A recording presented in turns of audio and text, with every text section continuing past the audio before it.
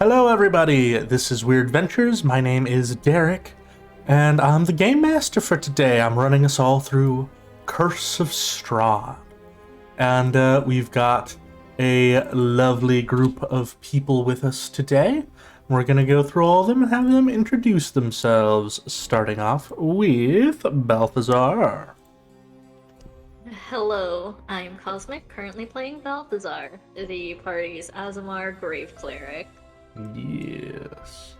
Next up, we've got Biner. Hi, this is Chris. I'm playing by Newer the Wise, the Luxodon Star Druid. Absolutely. Next up is Ina. Hi, my name is RJ. I am playing Ina, the Enchantment Wizard Fighter. Yes. And then we'll go to Ophelia. Hi, my name is Corey. I'll be playing Ophelia, the Triton Sorcerer Warlock. And of course we have Penny. Hi, this is Jennifer, playing Penny Peanut Cozy Poppy Your Garden, your Phantom Rogue Forest Gnome. And last but not least, we've got Porum. Hi, my name is Migs, and I'll be playing Porum, our Fairy Fighter Cleric. Yeah. So, with our lovely introductions out of the way, now I'm going to see if anyone would like to do a recap of what happened last session for some sweet, delicious inspiration. Before I do that, if you want to catch up on our previous episodes, please look at our YouTube. They're all listed there. You can give us a subscribe and give us a like if you're enjoying yourself, or you can give us a follow on Twitch. But yeah, would anybody like to do a recap and get yourselves an inspiration? I would be down to give it. Go for it, Cosmic. Okay, so last we left off with our heroes. They were walking towards a windmill that Ina's Raven? Crow? Familiar. I can never remember. Yeah, Ina's familiar Peaches was flying towards. But as they approached, it seemed to veer off to the side a little bit, to which Ina followed quickly in order to maintain the visual and hearing connection with the bird. And the party came across, I believe you described it as a circular obelisk? Or at Yeah, least a group of bunch stones. Yeah, a group of obelisks sort of surrounding what seemed like some sort of seal. Yeah, as they investigated, Balthazar could feel the fact that the place was desecrated grounds specifically, which bothered him quite a bit. Through some investigation with, I believe, Ina, Biner, and Ophelia and Penny, they found some odd-looking stones piled up in front of the obelisks, and come to find out that they're children's bones with runes carved into them, and were likely the cause of the desecration. Indeed. After finding this out, Balthazar, Porum with the assistance of Balthazar, had the bones collected, as well as the rest of the effigies that were surrounding the place, into a little bit of a burning pyre, so that they could be cleansed and hopefully start clearing out the desecration. Yeah. As the pyre was burning, it seemed to have summoned I can't remember what they were called, but some very malicious child spirits, Yeah. which caused quite a bit of a problem with the party as they fought against them, and they seem to have some sort of charm effect, wherein they incited violence upon a particular person and caused them to attack their fellow party members. Poor Porum was the only one who got the most seriously affected by it, if I recall. Mm-hmm. And ended up downing Aina in the process.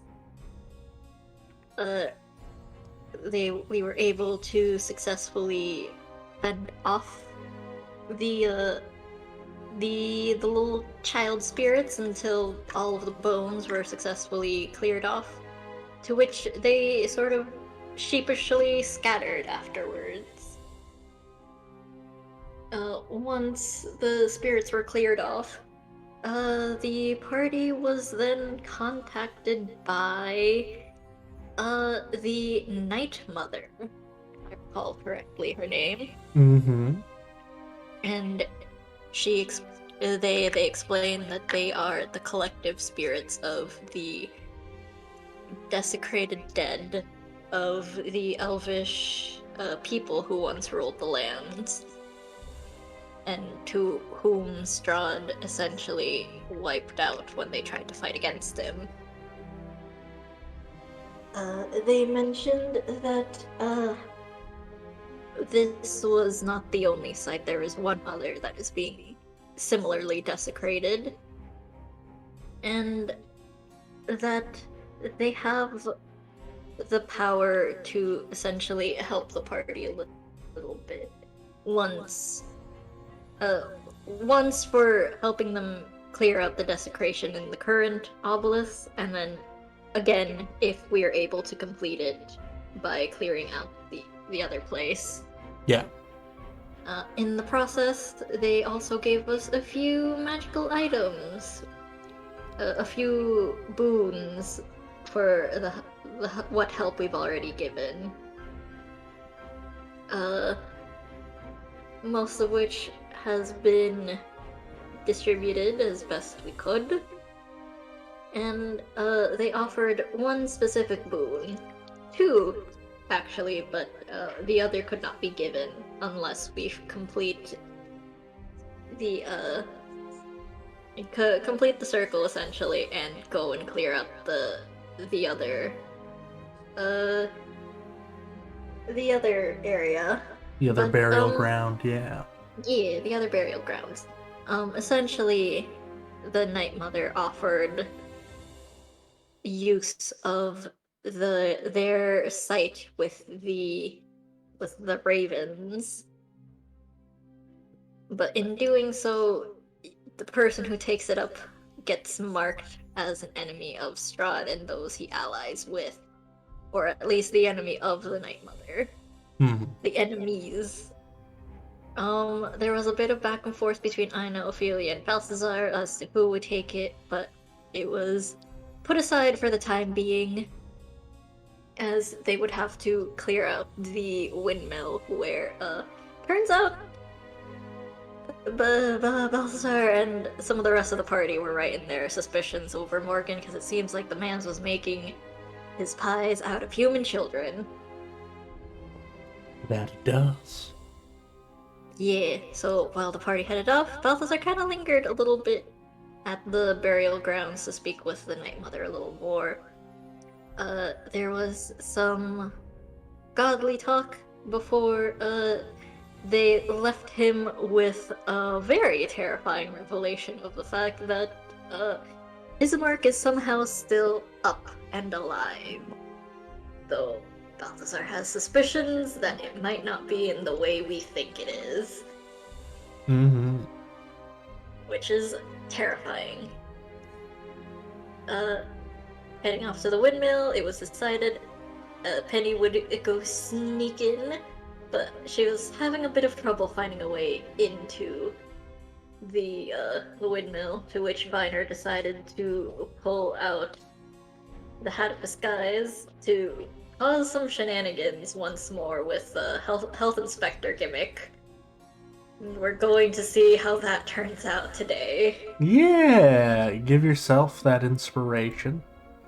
And that is where we will hop off, as large man referred to as Bluto, little on the sweaty side, makes his way past Biner, and a woman who is sitting here in on the bottom floor of the windmill. She's putting on some oven mitts and looks like she's about to takes some pretzels out of the oven, invites him in.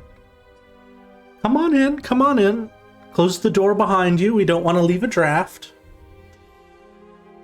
Minor will proceed to go in and close the door behind him.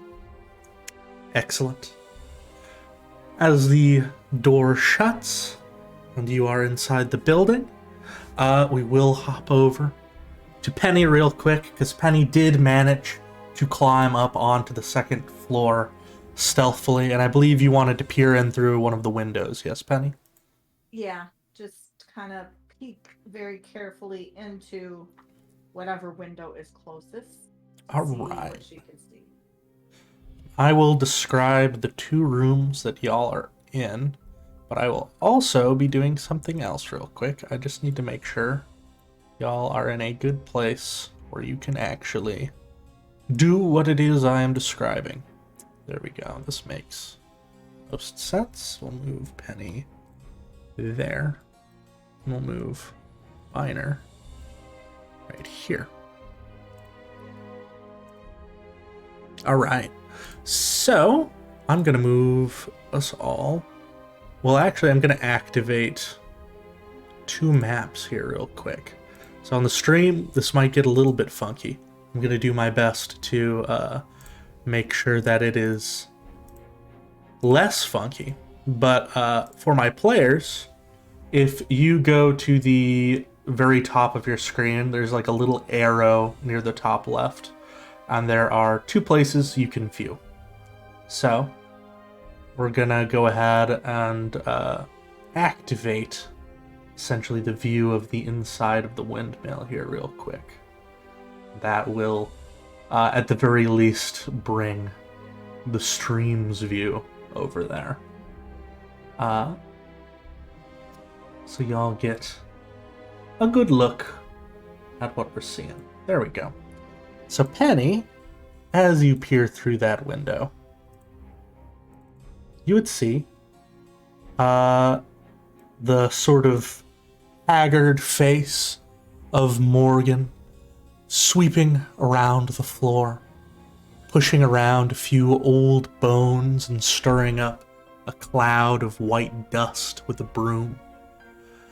He's got a flour-caked apron on, and he's just sort of whistling while he works.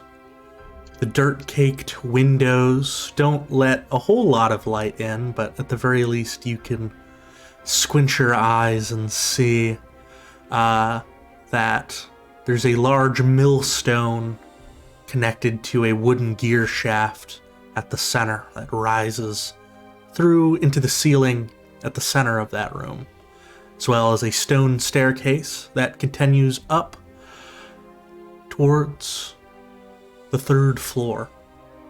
And you'd also, of course, see the stone staircase that descends downward. Maybe, if you press your ear closely, you hear the sound of the door shutting.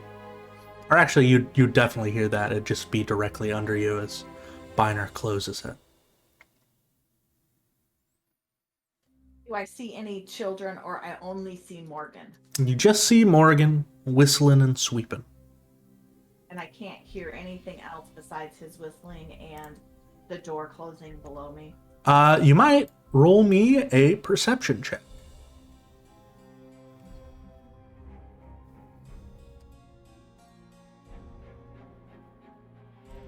All right, a 17. Let's see here.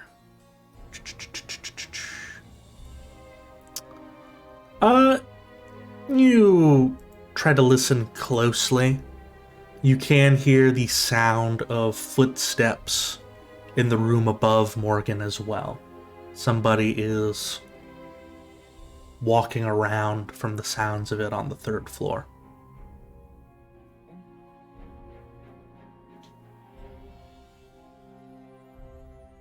Couple of drawers opening. Is there a way to climb from the outside? Do I see if there is a way to climb up?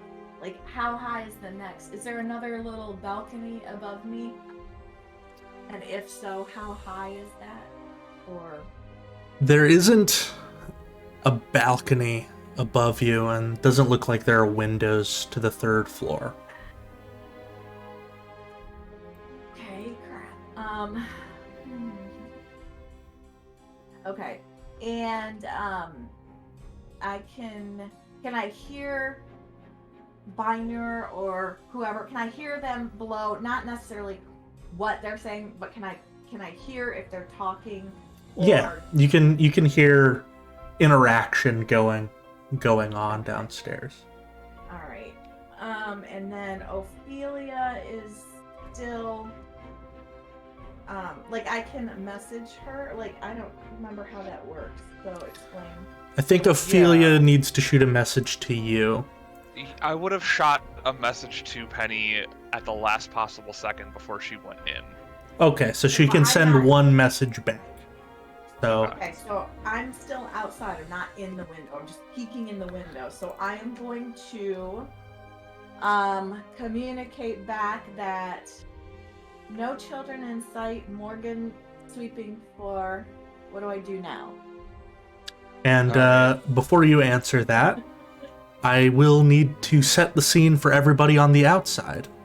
So for everybody on the outside, we are essentially using the old Bonegrinder view, because for everybody else, you saw Biner disappear inside as the door shut, and you're seeing this strange man making his way down the path. He doesn't seem to have noticed you all on the side of the hill, but he's making his way back to the road to walk back towards Falaki with a heavy burlap sack over his shoulder.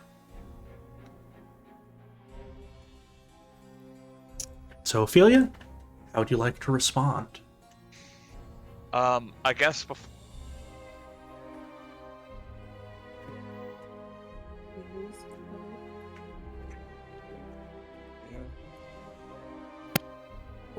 Everything okay, Corey? Oh no, we might have some technical difficulties on Corey's side, yeah. Oh, can you not hear me? Now I can hear you.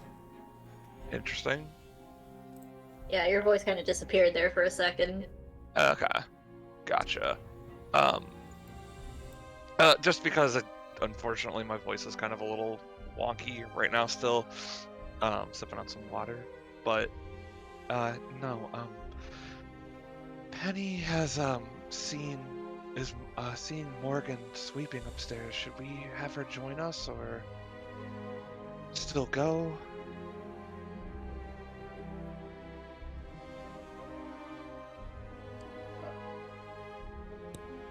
Biner went in, correct? Biner did go in, and the door is shut behind him. I'd rather Penny's in there for backup for Biner, because we don't have visual on him.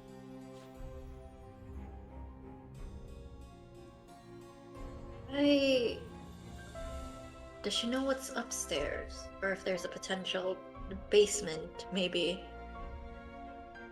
I don't think if he has any children kept, he'd keep them in sight. All right, like I said, she just saw Morgan.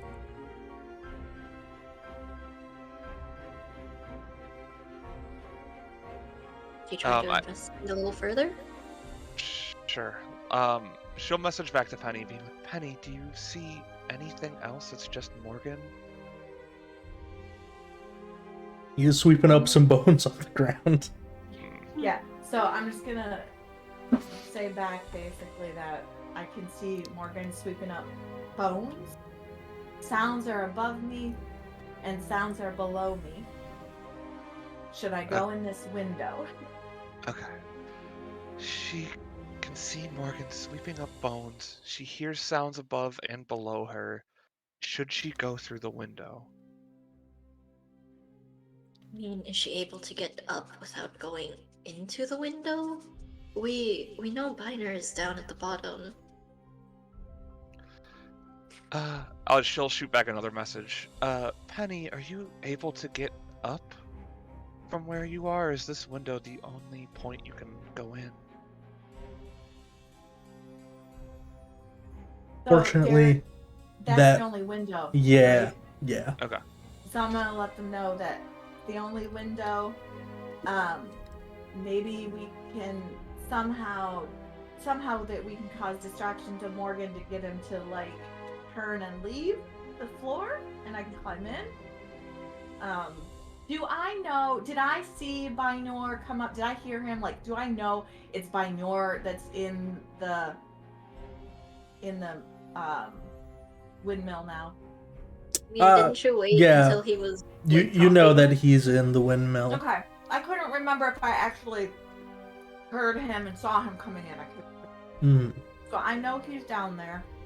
While y'all are discussing ways to get Morgan out of there, we are going to hop back to Biner real quick, because I'm pretty sure if Biner is the health inspector, they're probably going to call down the head chef, you know? So that just seems like logic. So we're gonna go back to Biner, on the bottom floor, he says, as the woman who's taking the pretzels out of the oven looks to him and says, "What can I do to help you, stranger?" Oh, I apologize. Let me introduce myself. I'm the health inspector. I know in these lands it probably makes no sense, but when Count Strahd tells you, our great lord, tells us that you have a job now, you do that job. So let me introduce myself. I'm Inspector Gadget, and I'm just here to make sure that you're getting everything you need. This place is fit spot great. There's no troubles. Everything's flowing well. Everything's clean to a decent amount, if you know what I mean. But by the way, are you the owner of this fine establishment? "Oh no, that'd be Daddy. Let me call him down."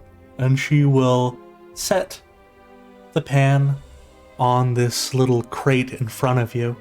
There are chickens inside of it that are clucking a little bit, but the crate is tall enough to where it's not like it's just burning them right away. But she does pause for a second and say, "You said Lord Strahd appointed you, Mr. Gadget?" That's correct. I'm new. I came through this fog, met this nice gentleman, nice armor he was wearing, and we had a dinner a couple nights ago, and he said, "You're the type of guy I need around here." And he said, "Until I fix what I need to fix, I can't go back the other way." So I don't know. I'm new to this place. How prestigious. Well, Yeah. I'll call him down. "Daddy, are you done sweeping?" Yeah, I'm done." "You have a visitor?" "Oh, that's what that door was. I thought that was just Bluto leaving." And with that, Penny will see as Morgan begins making his way downstairs. Okay. As soon as she sees him gone, she's gonna climb through the window and head for the stairs that go up. All right. Roll me a sleight of hand to quietly open this creaky window. Ooh, 14. Let me check something here. Fear. It squeaks a little louder than you'd want. And Biner, as Morgan takes his first step down the stairs, you see him turn his head back up so to go, "Now what was that?" And you have one chance to save Penny from being investigated. What does Biner do? Excuse me, sir. Are you the owner of this place? I've been sent by Lord Strahd to inspect it, and can you come down? I really don't want to be here. I know you don't want to be inspected. Let's just do this quick, if you don't mind. Roll me your choice of persuasion, deception, or intimidation to make your presence so thoroughly known that he has to focus on you. Awesome. Charisma. Doesn't matter. You said persuasion? Persuasion, deception, Yeah. or intimidation. Okay. I didn't know if performance was one. That's why I was just making sure. Oh no. Oh my god. You know what? I have an old inspiration. I'll use it and try to roll it. Let's go. Yikes. No. It'll be You know fine. What about you're lucky? Does I- Biner have lucky? I do. I know You have one more point left? I do have lucky. If not, I can just. That's the amount I got. I got 2 luckies left. I'll try another lucky. All right. You can do it. Got I this. believe in you. Luck of the halfling. Let's go.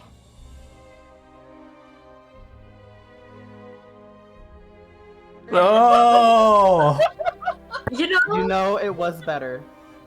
It was It was better though. So I'm assuming that this didn't work. I see Morgan start to. Can I see or sense that he's kind of turning, and because the squeak of the window, I knew it was a One little too second.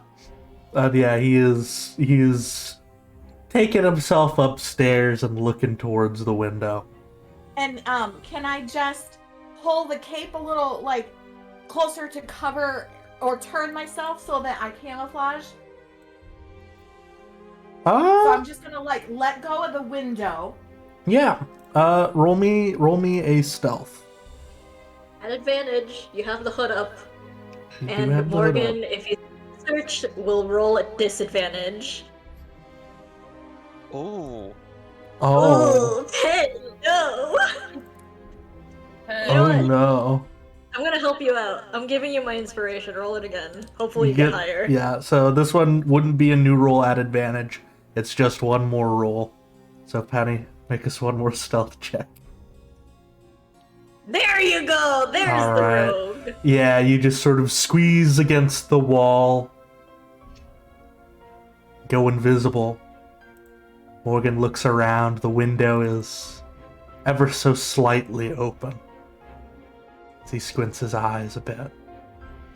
Uses his broom and raises it up and taps against the roof as he does. Athalia! Athalia! Get down and do some sweeping. There's, I got a funny feeling about it. Yes, Dad. You hear a door open from upstairs and a woman makes her way down and is handed a broom. And now she is going to be on the second floor as Morgan makes his way down. In addition to that, something else interesting happens. It's Penny. You are hidden thanks to your camouflage. But around this point, one of those swarms of ravens that are flying above your head floats on down and begins perching on this lower level. They're sort of looking around. They don't seem to notice you as long as you're being perfectly still. But they're very close to you. You can see the paleness of their skulls as they're sort of on alert for the time being. And of course, our friends back, hiding next to the hill. You are all seeing all of this. You see the birds landing next to where Penny just invisibilitied. You also see the man making his way a little bit closer to the road with his sack. What are the four of y'all doing at this moment? Because is it safe to say Penny is like stock still Oh, yeah. at the moment? Penny is still as possibly can be, and she is praying and wishing that Ophelia would send her a message because she just doesn't know what to do. And she's just like trying to think of things to come up with and ways to get through here. So, yes. And thinking these goddamn birds. Why are these birds around me? Yeah.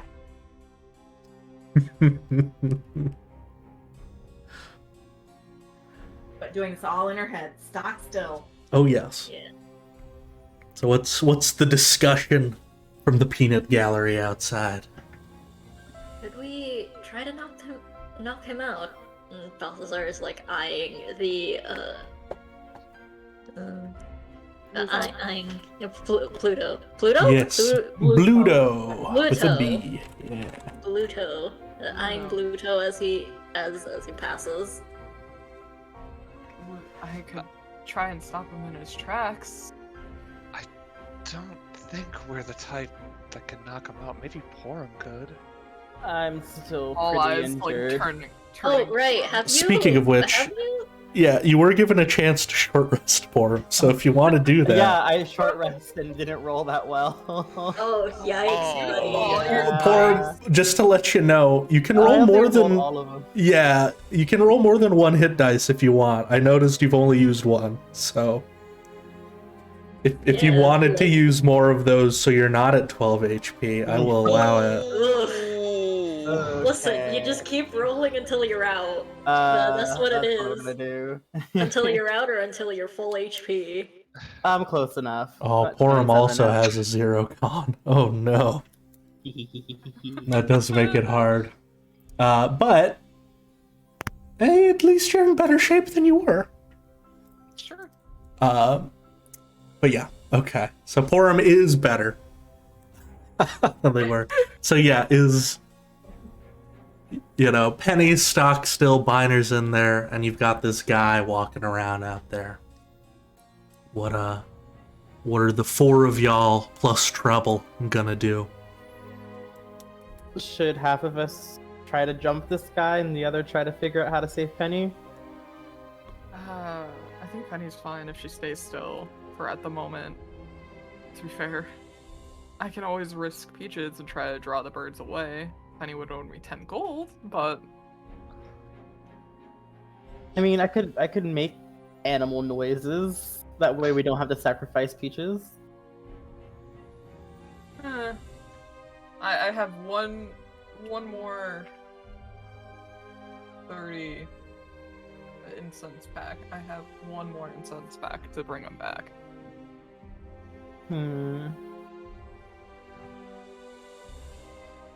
Should we coin toss? Yeah, I'll give y'all some info to help you make an informed decision. It looks like if you don't decide with this chance if you are going to stop this guy, he's going to get far enough on the road to where you would basically be a significant amount away from Biner and Penny should anything happen to them. So this is your final chance to decide without being like we're very explicitly kind of splitting the group for a little bit. If we knock him out, put him behind the hill with us, we can still keep watch and just...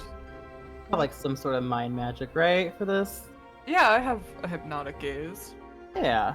If that doesn't work, I'll just hit him in the head with a rock. Yeah, please be behind him with the rock.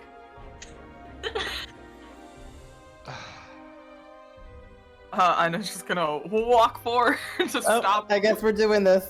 Porum looks for a big enough rock.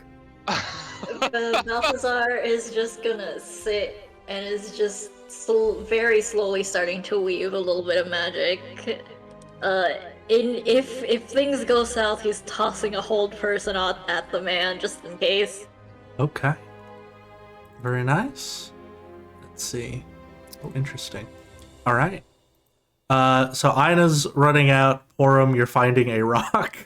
I'm fighting a big enough rock to knock this guy out. Okay. Well, You just use the haft of your glaive. I'll let you use the haft of your glaive instead because I don't think you got that improvised weapon proficiency. How tall is this guy, by the way? Oh, he's pretty big.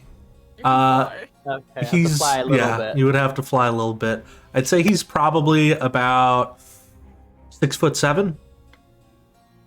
Big boy. He's a big boy. Big boy. But yeah. So Balthazar is staying back. Ophelia is. What is Ophelia doing? I think Ophelia would also stay back with Balthazar. Okay. Yeah, we are back up. Also, Gary, quick question. How far away is this man from the rest of us? I would say at this point we're using theater of mind. So, how far away do you want to be? It's a big hill. The longest I can go is 60 feet, it seems, for this. Yeah, y'all can be about 60 feet away. Okay. That is fine. Ophelia, you cool with 60 as well? Yep. All right. Treble will also hang back just because he's an alarming presence who's very noisy. He doesn't want to mess things up. He jingle jangles. He does jiggle jangle a little Love bit. it. Yeah. So yeah. Ian Porum, you approach. Iana, are you planning on saying anything? Or as soon as you get his attention, are you just using your magic on him? Walk up to him and say, "Hello, sir. Have you seen a large man with big ears? He's escaped from someplace, and I'm trying to find him." Just to double check, was Biner using the hat of disguise to make himself look different? I'm assuming he did, yes? Yeah. Okay. I look like an inspector with, like a little coat on, white coat or whatever. Yeah, You probably did see him. yeah. Oh, I'm giving a bad description on purpose. Yeah, no, I assume so. The big guy kind of looks at you and says, all I saw was Morgan, this pie guy up the hill. What are you doing looking for somebody all the way out here? Why are Well, your you friends see, all the way back there? That's kind of weird. Well, you see, we're trying to comb through the hill to see if we can find the escapee. He's very much wanted, and Ina's just gonna try and lull him in with just his words and just the tone, and slap that hypnotic gaze out. Yeah, let's give that a look. Okay. Let me double check something. Perfect, and all right. Action. So you get a little closer to him, so you're 5 feet next to him. So I'm just gonna get you over there. Porum, it is a threatening motion to get behind somebody. So you can roll a stealth if you'd like. Could I play it off that I don't have good vision?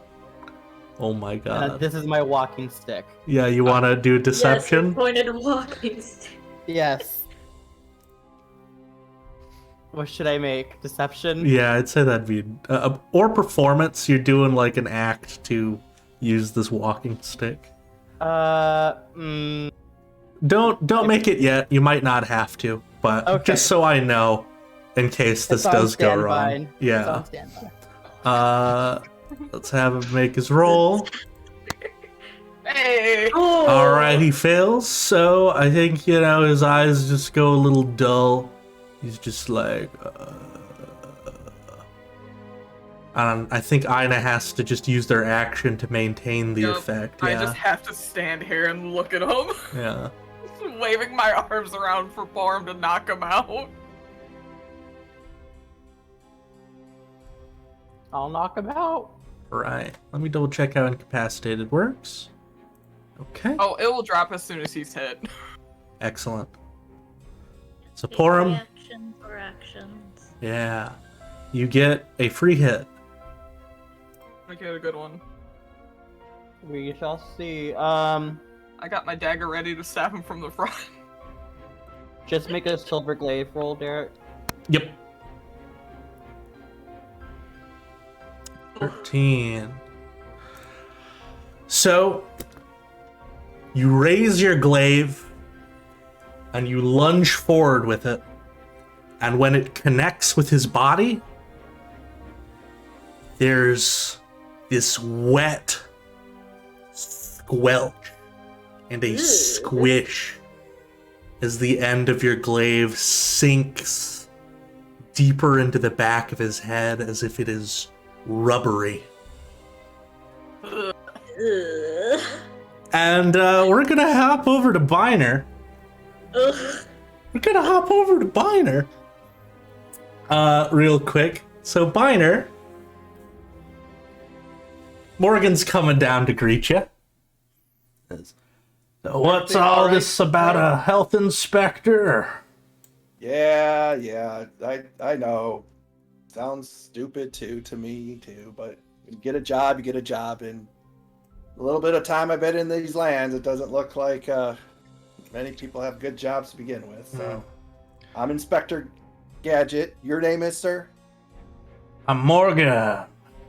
It's nice to meet you, Mr. Gadget. I saw the sign, Morgan. He extends a hand to you. I'll extend mine out too. Gives a little shake. Your voice sounds a little familiar. Do I know you from somewhere? And you can roll me a deception if you like, unless you think you've got another way you can spin this. I'll do deception because.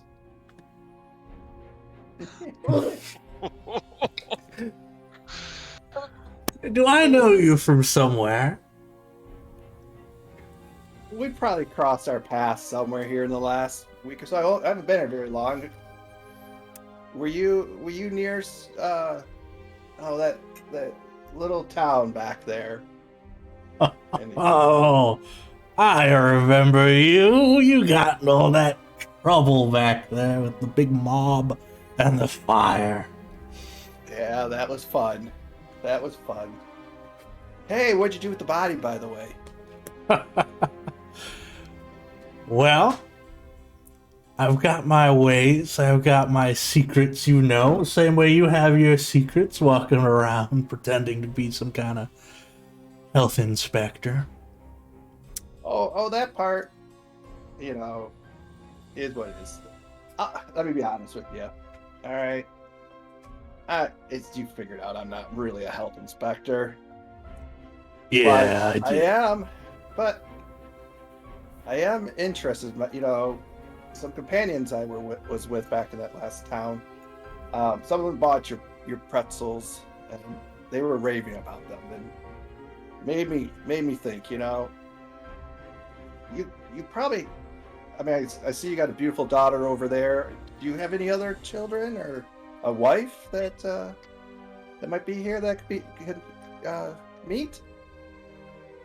I've got 2 beautiful daughters, but you know, you said you were raving about the pretzels. You said you were raving about my pretzels, he says, the big grin, and Bella here just made a fresh batch. Wanna have one? Oh, no. Oh, but I insist. I insist. No. Oh, come on now. Don't be a funny duddy. No. When I'm gonna discuss business, I don't like to eat, and you know, you got crumbs, and it's just maybe after we seal a deal, maybe we could have one together or something. But like I was gonna say, it was, you know, you have 2 beautiful. I'm assuming your other daughter must be probably out on the road or something, probably selling those pretzels.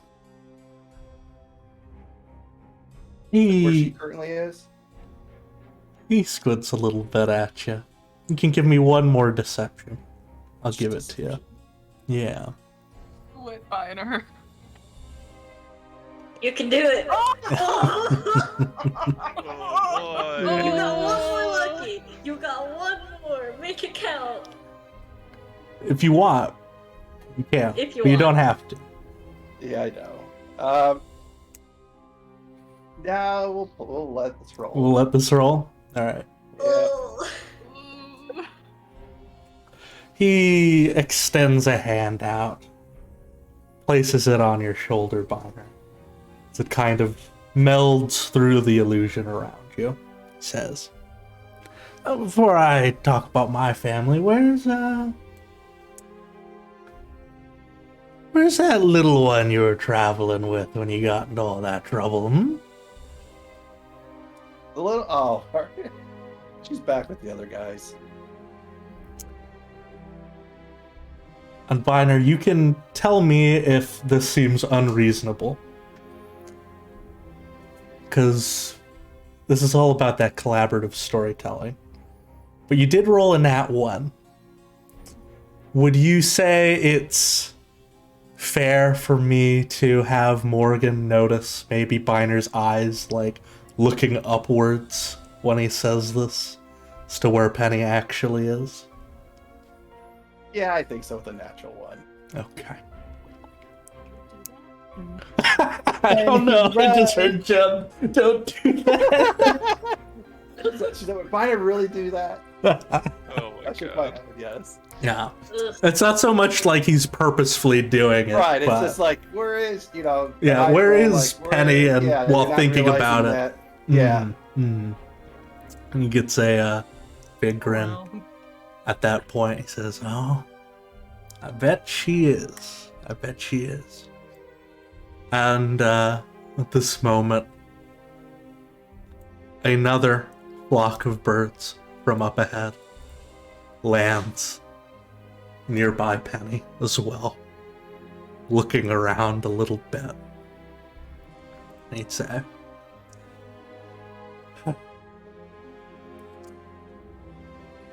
"Well, as I said, I've got 2 beautiful daughters, but before I follow you down here, you did ask me a question, and I was a little bit coy about it. You wanted to know what happened to the body, didn't you? It's out of curiosity, that's all. Well, I could show you if you like."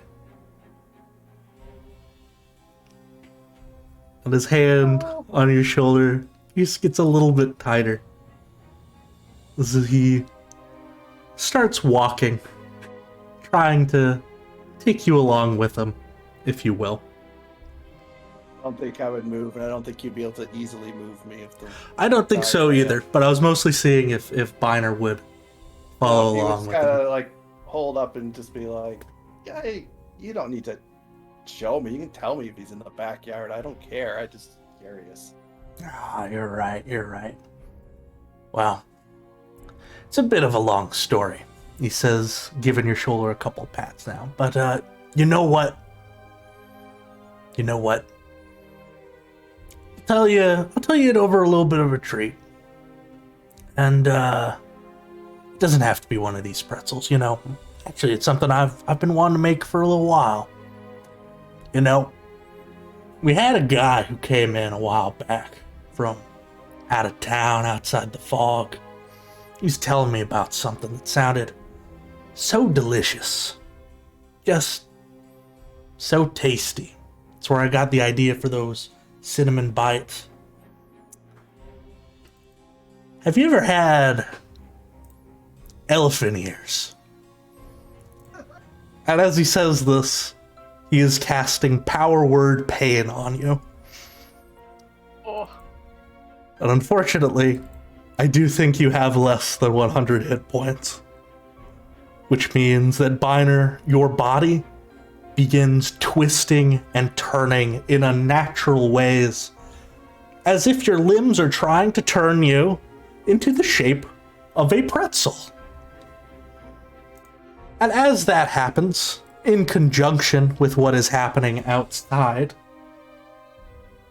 we are going to take our 10-minute break just a little bit early, because things are about to get quite chaotic, I think. So we're all going to be back 1 minute after the hour, and I will see all of y'all then. We're dead.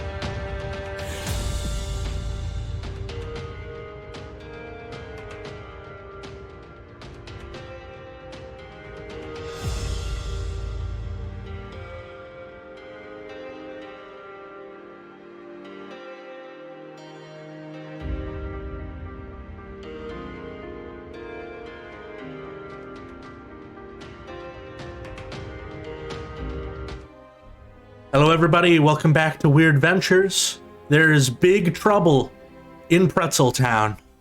Biner has just gotten hit with power word pain. As enormous pain racks through him, he probably lets out a shout in pain as Morgan does this. The horrific feeling coursing through his body. And, does Biner shout anything when this happens, Chris? Yeah, he'd probably say, "It's time to die, mother." I love it. As far as he'd get. Amazing. Probably loud enough that maybe the people outside would even hear it. Yeah, I'd say so. It'll let everyone make very informed decisions. So, speaking of informed decisions, everybody who is on the other map, I have you on the main map here, where you see the windmill interiors. Imagine that all of you are 60 feet away from the windmill, so you will have to dash to make it essentially onto the windmill map if you decide to do that. But with all of that being said, Penny, you hear Biner scream from down below. What would you like to do?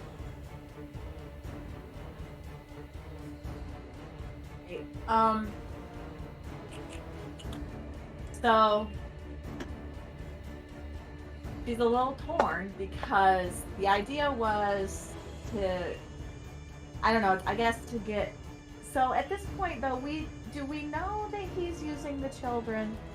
We do know he's using children and pretzels. You do. So I'm torn, Penny's torn between, should she try to get downstairs to help Biner, knowing her friends are outside, or should she try to get in and try to find out if there's children in here and where they might be? So she's a little torn, but she knows Biner's tough, and she's going to pray for forgiveness, and she's going to, and you tell me exactly what I need to do to accomplish this. Yeah. She is going to try to open the window enough to dive in, slam it shut, and dash for the upstairs. All right. For the stairs that go up. As a rogue, you do have a bonus action dash. I would say in order to do all of that, though, you pretty much could, but I'll say it'll be a sleight of hand to, while you're doing it, be able to shut the window behind you as you're on your way. Okay, that's fine. So, what do I need to do? Just Roll me a sleight of hand. okay. And this is normal, right? Yes. There you go, Penny! Excellent. So you rush out into this room. Do you mind if I move your token for you for this? You move my token. Okay. Because I don't remember we said which stairs were up, right or left. I forgot. You sprint past the woman sweeping, because unfortunately you do have to. She That's fine. was focused on Biner down below, so she is a little too surprised to get a opportunity attack on you as you make it for the roof. Well, and I still have the hood up, like the thing on. So would I kind of somewhat? I mean, she might sense. She would see you. I'm afraid. Okay, that's fine. No, that's fine. That's fine. I'm still gonna run by her. I don't care. I'm gonna run by her up the stairs. Yeah, she I just want to see if there's anything up there. lets out a shout of surprise as you do. Once you get upstairs, you would see a wooden pole in the center of the room connected to the windmill's gear shaft. There's a rotting wood closet that you would see in this room, as well as crates stacked one atop the other with small doors set into them. Next to the closet is a heap of discarded clothing, and there is a ladder that climbs to a wooden trapdoor up high in the ceiling. It is actually 90 feet from this point to the top, 90 feet above the ground. So climbing this ladder would probably be another 30 feet to get to that trapdoor way up high. Okay. Do I Yes. hear any sounds of anything up there? I will let you roll one more perception, but that will be the end of your turn, essentially. That's fine. That's fine. 17. You concentrate on your hearing hard, and you focus in on it. It sounds like up high in the ceiling, there is a soft sound of snoring. Something sleeping in the attic. Alright. Well, I mean, wherever I've landed, I'm just gonna stay there, stand there. Yeah. I mean, You do have a little bit more movement. Would you like to start climbing the ladder? No, because I don't want to get stuck in a situation where I'm on a ladder and somebody's shooting at me and I have to try to... Sounds what I'm good. saying? Yeah, would you like to be close to the ladder, though? Yeah, well, Or just at the top of the yeah, stairs? that's fine. That's fine. Wherever. Yeah, that's fine. By the left. Okie dokie. You are by the ladder. Okay, and then I'm in my turn. Alright. That will bring us to Porum. So, Porum, let's all go to the old Bonegrinder view if you're somebody who's on the outside. Because that is where y'all's fight is taking place. It's Porum, as your weapon squelches into the back of this guy's head, you watch as his body begins shifting. As Balthazar's magic tries to wrap around him and then snaps. You would get to watch his form shift, his pale skin bloating, more eyes growing on his face as it loses its features, his legs erupting into tendrils as the sack is dropped next to him. What you would see is this. Tattered rags of what he was wearing lying on like the it. ground. What is Don't that? like it. Basically, what I'm hearing is we could have just let him walk. Well, there's I a said heavy nothing. thump as the sack hits the ground, and you hear some from inside of it. But Porum, your attack, I think it was a 13, Yeah. that did not beat the armor class. The soft skin was too squishy. That's fine. I get another attack. Porum's gonna flip the glaive to the sharp end and try to slice at it this time instead of doing a blunt action. Very nice. That is gonna hit. Oh, Yeah. All right. You slash him for 4. And it does seem to harm him at the very least when you do this. There's this blue-black blood that drips down where your blade cuts through. Anything else for you, Porum? No visible effects to the silver at all. I mean, it looks like you harmed him in a normal way. One might Okay. harm somebody. Oh, I realized he didn't get to roll his initiative. Well, he's gonna go right after you, because he did beat you in initiative. ugh. That's fine. That's gonna be my turn for now. Okay. On his turn, you hear this horrible noise that seems to echo into all of your brains. Ugh. Why? Why? And a tentacle is going to try to wrap around you, Porum. I've seen enough hentai to know where this is going. I think a 14 misses, though, thankfully. Yes. And one tentacle is going to try to wrap around Aina. That also misses. Also misses. And then because Balthazar casts some magic, let me make sure this has enough range. 120 feet. Feet away. It Oh, does. a psychic lash will shoot out I'm gonna- towards you. Go Uh, far, Oh. Alright. You absolutely may. He will roll one more time. This is still a hit. It is still a hit. I tried. Who gets the Yeah. advantage? Treble will. Treble is advantage. There we go. Alright, so this will do 16 points of psychic damage to Balthazar. Ouchies. Oh. Ooh. As it wraps around your mind.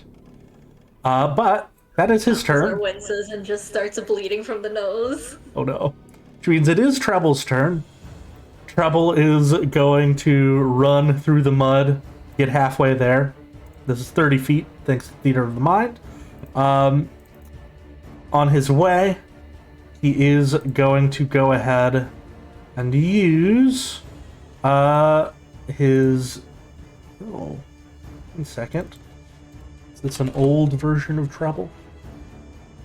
It doesn't have the stuff he's supposed to have? Oh no. Yo, I can't. Oh, what's up? No, she Sorry. asked me a question. Okay. All good.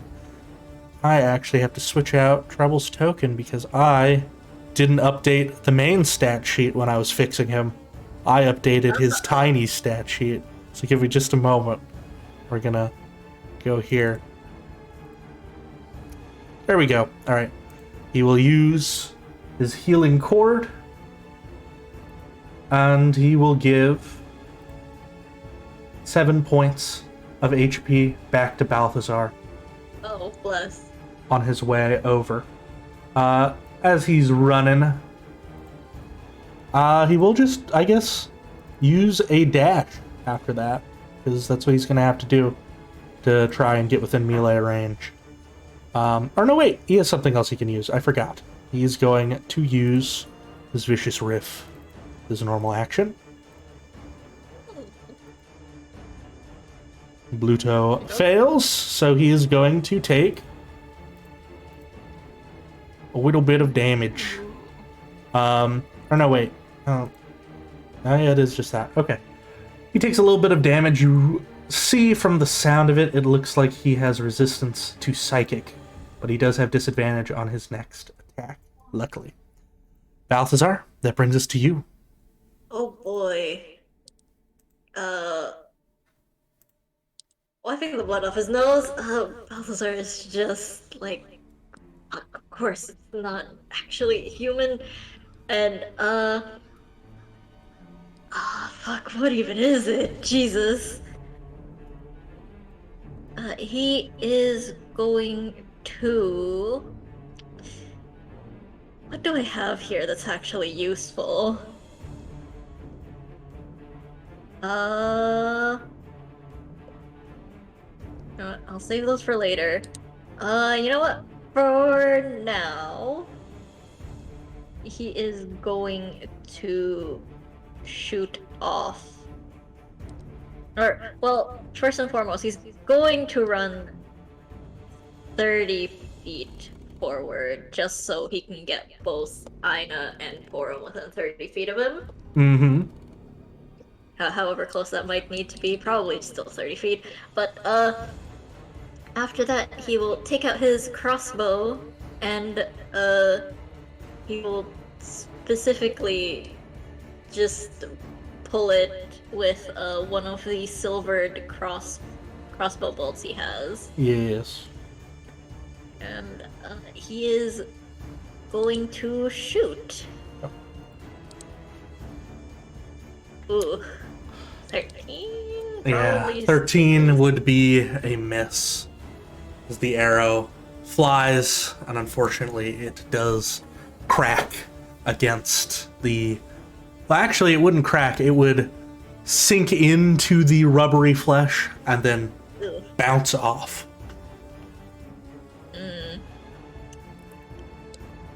You will tisk.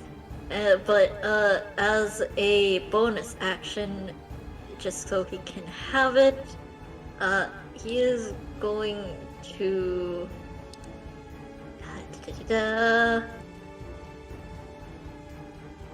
harness divine power and regain a second level spell slot. All right. Will that be the end of your turn? Yes indeed. All right. That is going to bring us back to the Bonegrinder. As the lovely daughter that you were speaking to, Bella, she too begins to shift, her sweet voice turning harsher as she begins to cackle. Let's make you bite-sized, shall we? And as she does that, I will give all of you a view of what she looks like now as horns grow from her face. And her face wrinkles down and she sort of hunches a little smaller. And as she says this, she raises a hand up. And as she raises that hand up, she is going to cast a very fun spell, which is the spell Enlarge Reduce on Biner to reduce him and make him small. So, that will be like so. Make me a Constitution saving throw. And you don't have disadvantage on con saves, thankfully.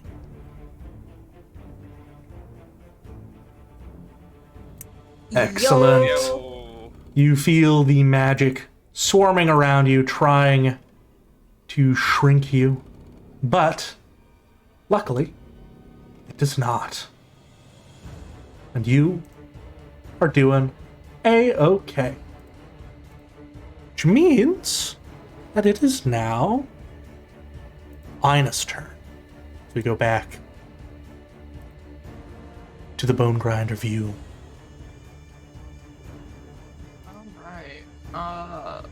Reaching forward, Ina's just gonna mumble an apology for doing this and shake a tentacle and cast Toll the Dead.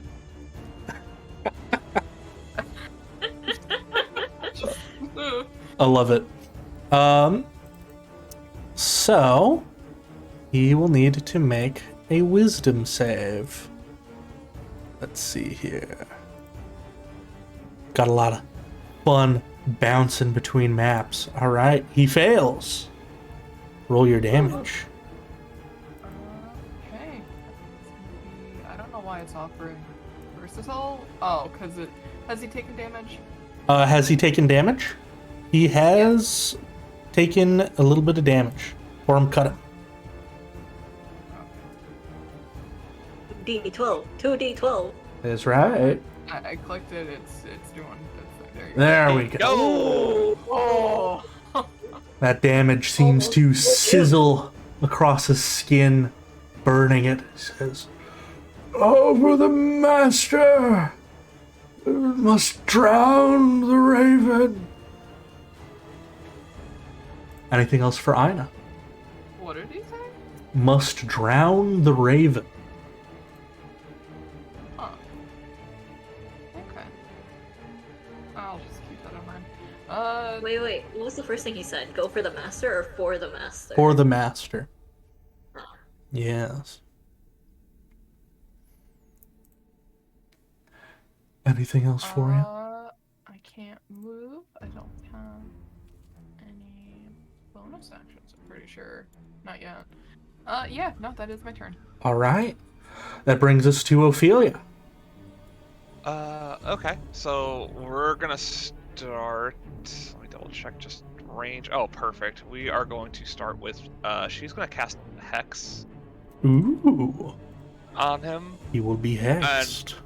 It's going to look just like a giant eyeball opens up around like his sternum. Ooh. I like that. No way. And then yeah, he'll just shoot some Eldritch blasts as an action. Excellent. 2 beams. 2, that's 1 hit. Okay. Of course. Ooh, well, Right. you get to add hex damage. That is true. Roll a d6. This I is what swear. hex is for. I hate Ugh. this. Yikes. All right, Welcome to my day, Corey. one more roll for. Oh no. 19 hit, Derek. 19 does hit. Second right. Oh, there we Hey, go. that's way better. I think you get another hex with it. Yeah, it's. There we go. Hey. There you go. Excellent for 12. For it. He does look bloodied as the second blast collides into that eye at the center. And as it does, he just roars out, "This magic! This magic! What is this?" Oh no. I think that'll be the turn. Maybe she'll move like 10 feet back because she can still keep Hex and still, you know, be far enough away for a dash to probably not get up to her, maybe. Absolutely. Sorry, how did you say you were going to be moving? Are you moving away? Yes, 10 feet backwards. All right, I will move you 10 feet closer to the windmill if you'd like. Okay. Would you like that? Sure. All right, and I will do that. So that way you might be able to help your friend, because you all are hearing Biner shouting probably quite loudly, if I'm being 100% honest. Likely. Yeah. It's muffled, but you can hear how painful it is.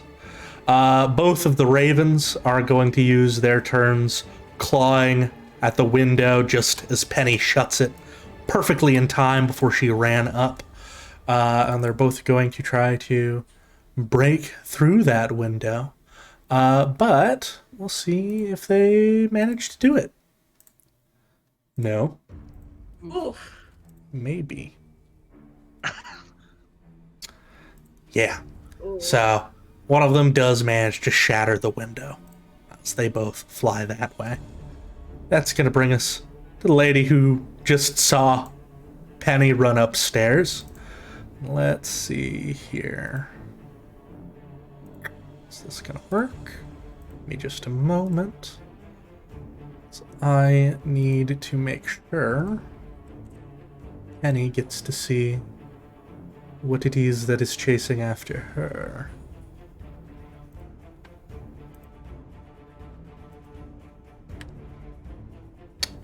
One moment.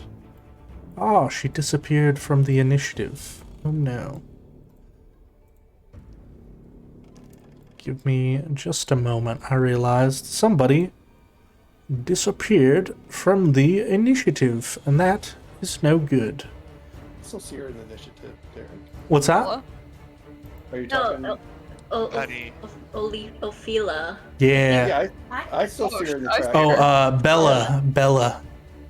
Oh yeah, she's Yeah, at the Bella's disappeared. back now. Yeah, so I'm having to put her where she was.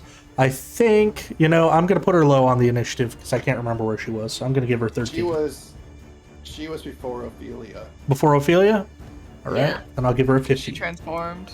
Yes. I think she was between Aina and Balthazar. 'Cause I know Oh, for a fact Aina and Ophelia were back to back. then I'll give her a 16. Yes, 16. All right. Marvelous. That brings us to Ophalia as she transforms as well.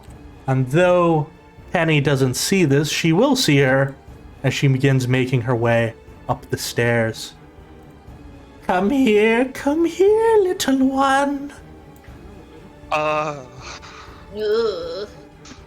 As you see the green face peering around the corner, she locks eyes with you, Penny, and her eyes go black as she casts Eye Bite.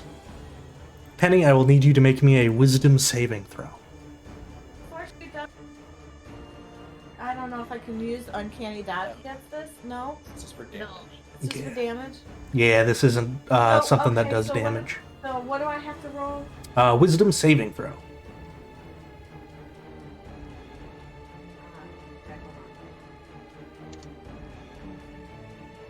And this is against the sleep effect of it. Oh, you better not put me in fucking sleep. She does. As you gaze into those eyes, and you find yourself drifting unconscious, At least you're not on the ladder. the witch. As I begin to fall, as I begin to go unconscious, can I whistle? You can let out a whistle. Oh, yeah. All right. As I notice, I feel like I'm falling asleep. I'm going to start whistling. All right, you do a couple of whistles to see your friend, and as you do that, Are you gonna tap out? Are you gonna tag him in? the hag makes her way over to your body and says, "Oh, she whistled. How cute!" And she's going to pick Penny up and tuck her into that bed right there. Okay. And that was her turn, which means Biner, it is now your turn. All right. Reaching pain, he is going to wild shape into his Star Archer, All right. and he's going to turn and shoot the fella. Okay. And it's a disadvantage, correct? Yes. Cool. Oh.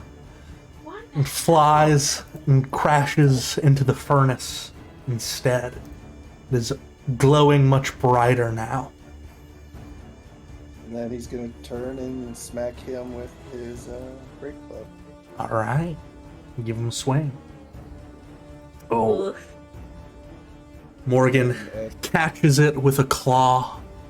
You can see his hand very much is a claw now, as his fingers coil around your weapon.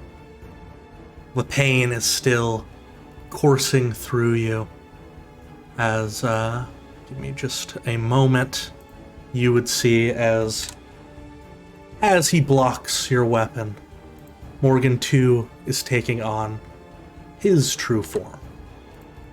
So I'll have him fade out as he glances towards you, his eyes melting in a skull as his beard opens up into this hideous open maw. And I actually have to show everyone what this looks like a little bit of a different way. Here we go. I'll post it in character names and art on Discord. I'll let all of our viewers see it there. It says skin grows pale.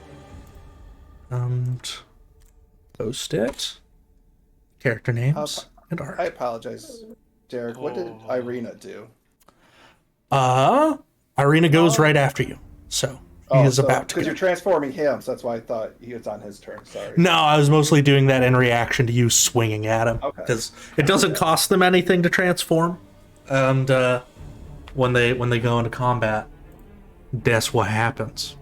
He looks less like William Dafoe now. Sad. Yeah. He does look less like William Dafoe now. But he does say, "You're gonna have to do better than that, Elephant Man."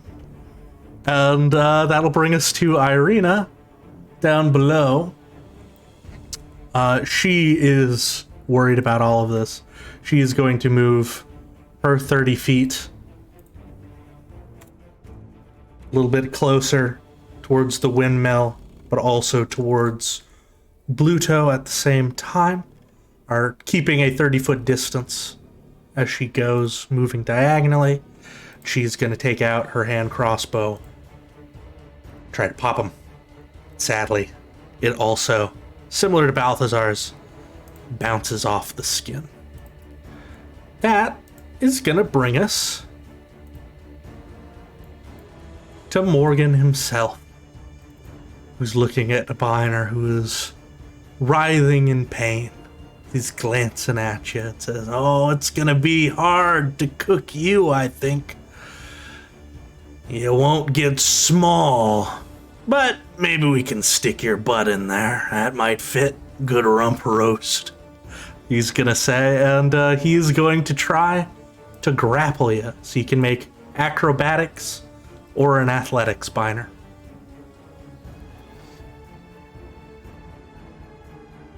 At disadvantage, correct? That is correct. Even though it doesn't matter if it rolls tonight. Oh no! Oh no! He grabs a hold of one of your horns and begins tugging you with strength that an old man would have no right in having.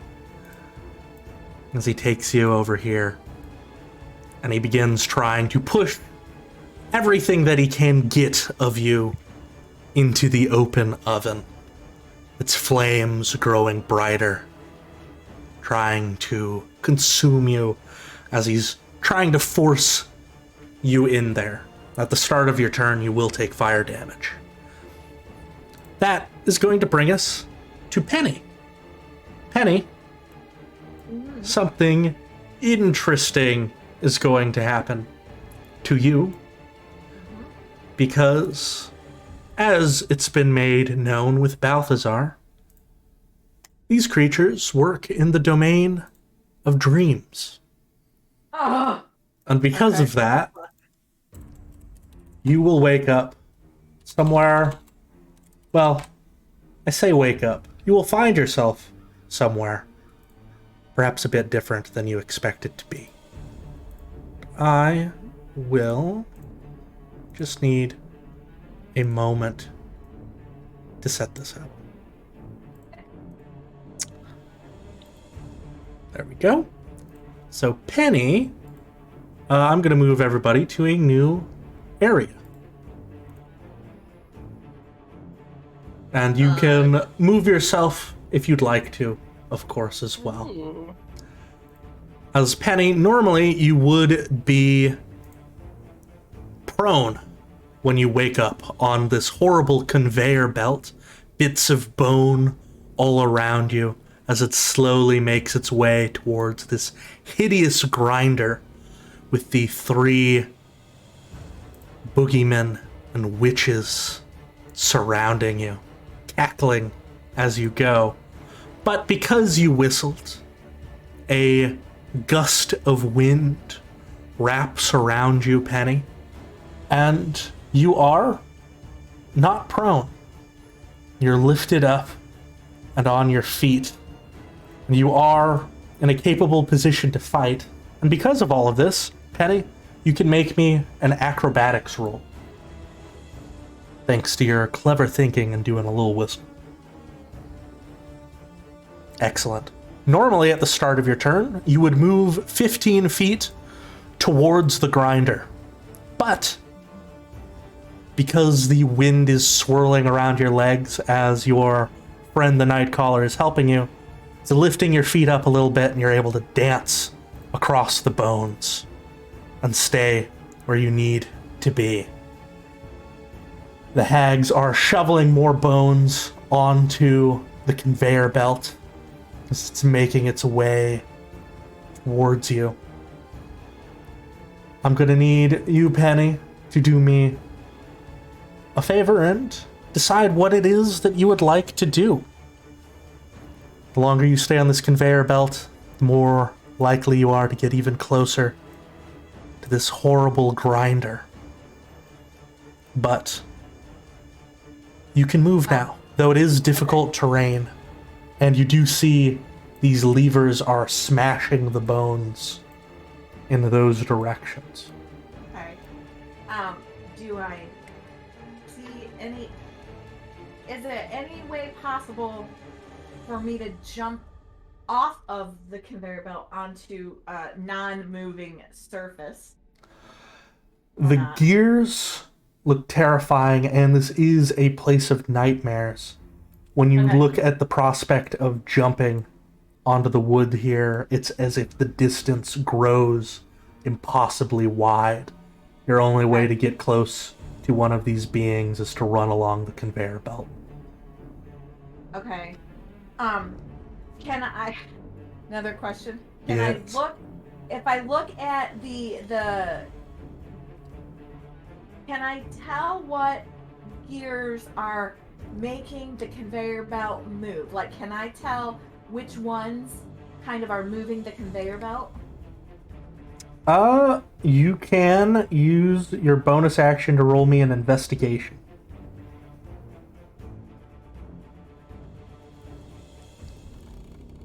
Okay.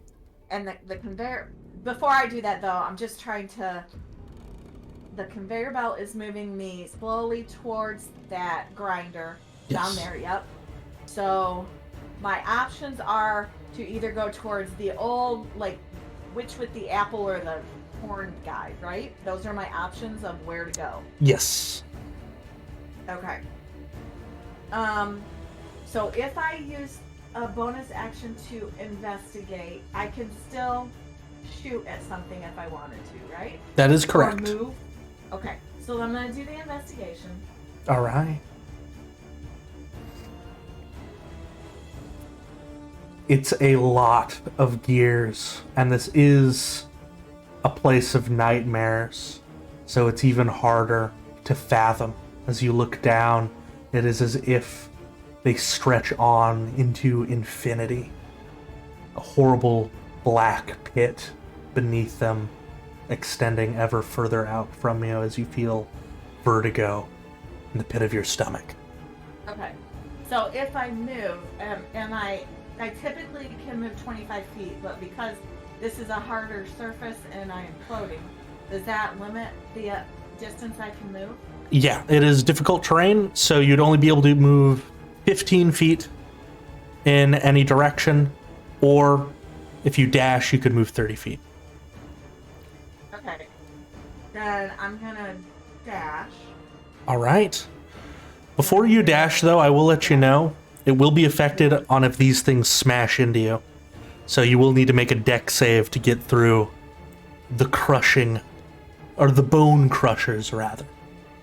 Okay. So whether I dash or just move normally, I still would have to Make that deck save. roll dexterity. So if I wanted to move in, like this, the direction of the horned guy, Mm-hmm. which has there's three smashers there, right? There are, and there are only 2 on the other side. I know, I just noticed that, so give me a second. Okay, but if I dashed 30 feet towards the old witch, Yep. I would pass her, which means she would attack me, right? Not as long as you end right next to her. If you left her range, Okay, then so she'd I get an don't have to opportunity. do. Okay, so I don't have to move the 30 feet. I just can move up to 30 feet, right? Yes. Okay. All right. So actually, then I guess I'm going to move. I'm going to dash towards the old witch. All right. For you dash, make me that deck save, because that will determine if you get stopped or not. And I only have to roll it once, or do I have to roll it twice? Uh, Well, I guess it's got to see if we make it through the first one. yes. Oh, did I not roll it? No, I didn't.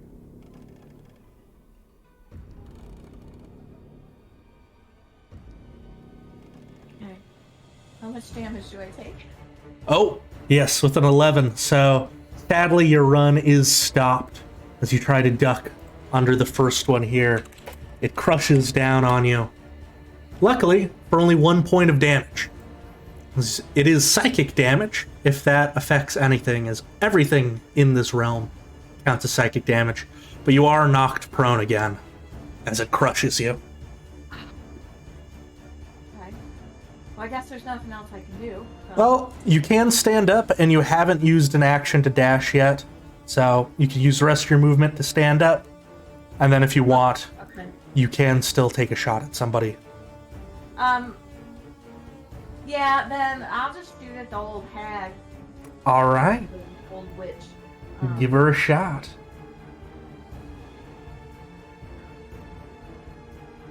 Excellent. That will hit. Roll for damage. Ooh, Marvelous. Do it to him, Penny. Her arrow flies true, strikes for 10, and she needs to make a concentration check. I do have one of those. There we go. She maintains concentration on her eye bite.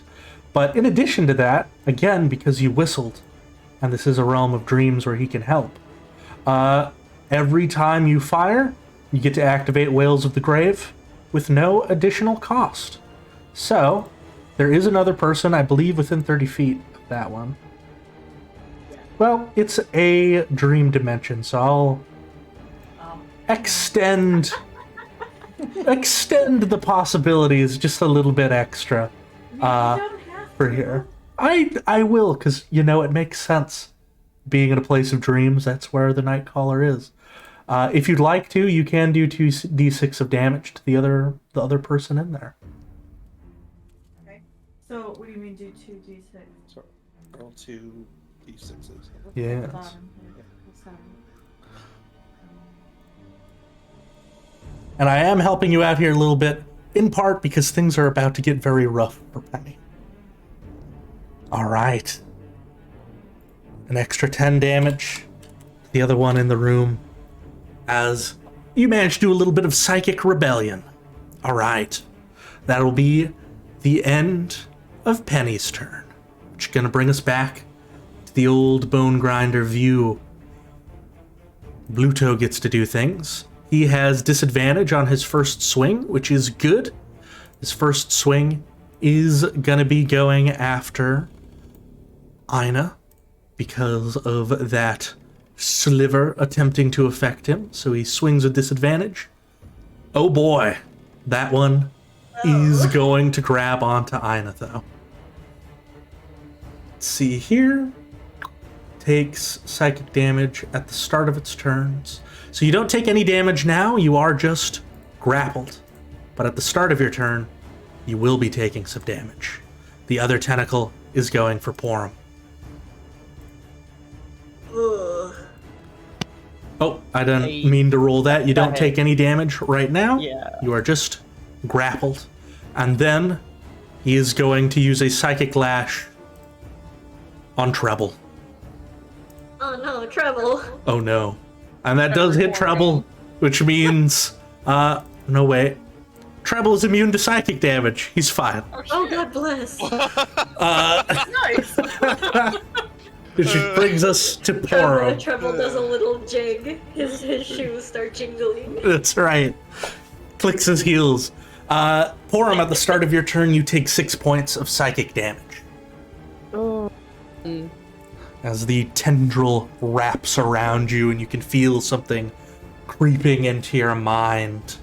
A voice from some far-off place exploring it.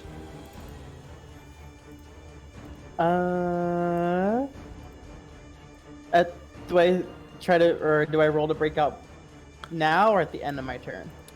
You would have to use your action to roll to break out. You can also keep swinging. You aren't restrained, so you'd swing it normal. It just means that you would continue to take an automatic bit of damage every turn he continues to grapple you. Alright. Well, I will swing. 17? Love Porum, fuck 'em A up. 17 does hit. Okay. Excellent. And I forgot I also have Polar Mastery, so I can use the other end of my glaive to smack him. Oh yeah, give us a Three double smack. attacks. Let me see if I can link this real quick. Don't forget to do your extra attack though. Yeah, I won't remember. I mean, I Oh. will remember, not that. Mhm. So I'm just gonna roll an attack, I guess. Yeah. Let's roll a d20. Yeah, I'll actually have to make you a polearm master attack, so that way you can use the other end. Never mind, I missed. Yeah, that one's a miss, but you have another normal attack.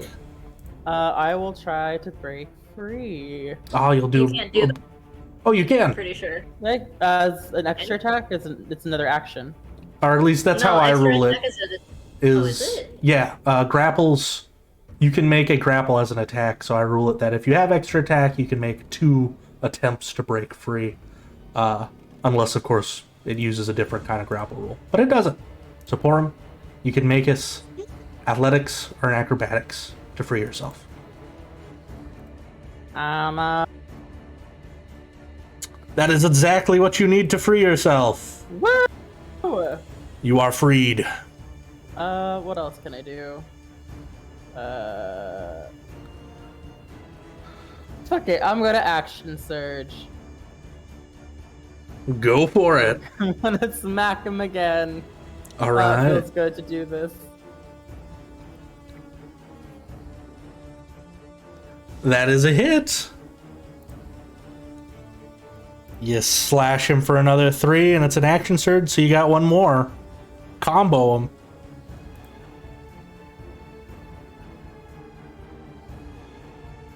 Excellent. Damage. Another 3. I just don't do damage. I mean, you're whittling away at him. You're giving him death by 1,000 cuts. Do I get a bonus action as well with action surge, or just Just an action or just An a action. bonus action. Okay. Yeah. That's gonna be my turn. All right. That will bring us back to Treble. Treble is going to get in closer because he is trying to be big hero man. Or no, actually, he's not. Because that might hurt Aina if he does that, so he's going to be kind. He will instead keep a little bit of a distance, and he's going to do another vicious riff. She fails. Do a little bit of damage. He takes half of that, so not very much, but he has disadvantage on his next swing, and then he's going to once again use Healing Cord on Forum. Forum looks like they can use it. Forum gets 6 HP. Balthazar, it's you. Could I have him move in such a way that he's 30 feet closer, but also still within 30 feet of the other two near the thingy? That is correct. Pluto. Excellent. You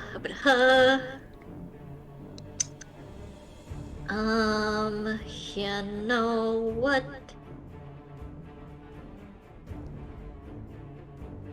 I think methinks. Hold on, what do I have as bonus action? Not a lot! Okay. Fine then. He will simply... you know what, considering how well it did the last time, he'll attempt to toll the dead. Alright. At it. Very nice. We'll ring his bell to death. Ring his bell. He will make a roll. He does pass. Oof, damn. Alright. Do the bonus action now or do the bonus action later? I have the extra thing. I can do it now. I'll summon up a spiritual weapon right next to it. Alright. Do not place measured template, but do consume spell slot. So like right around here. Yes. Go ahead and give it a swing. Swing and miss. Yeah, that is sadly a miss. It was worth a shot. Is it really? Alright, that's gonna bring us to her turn. Now, in the dreamscape with Penny, you're gonna watch as the horned Bella raises a hand towards you. It says, "Food should stay where it belongs." And she is going to cast Infestation on you, Penny. As flies swarm towards you. I'll need Penny to make me a con save. Roll a Constitution. Okay, just a second. No worries.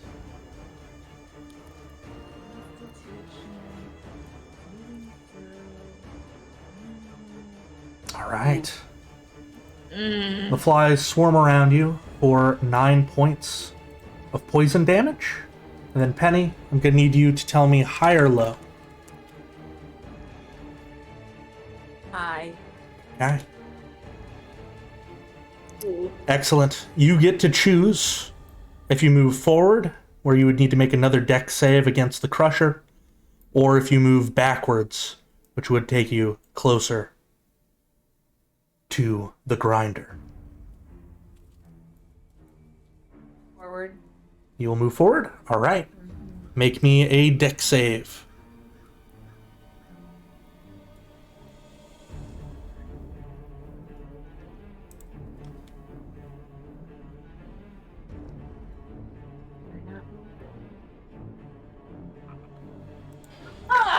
Oh no! Alright. The Crusher smashes down on you. So in addition to the 9 points of poison, you take 5 bludgeoning. You are knocked prone once And again. there's no. Okay. There was no way I could use my uncanny dodge to have that damage, right? Let me double check. You might have something, so I'm gonna double check to see if I can help you out. It's not. It's fine. Slip Just asking. away. Trying to figure out my options. Yeah, I think the thing that would help here is actually next level, unfortunately. Okay, that's fine. Yeah. Alright. So that is her dream form. The other form that is facing poor Biner is looking at him with his bum in the fire. And she is going to try to help to ensure that he will indeed get burned. So she too is going to try and grapple you, Biner.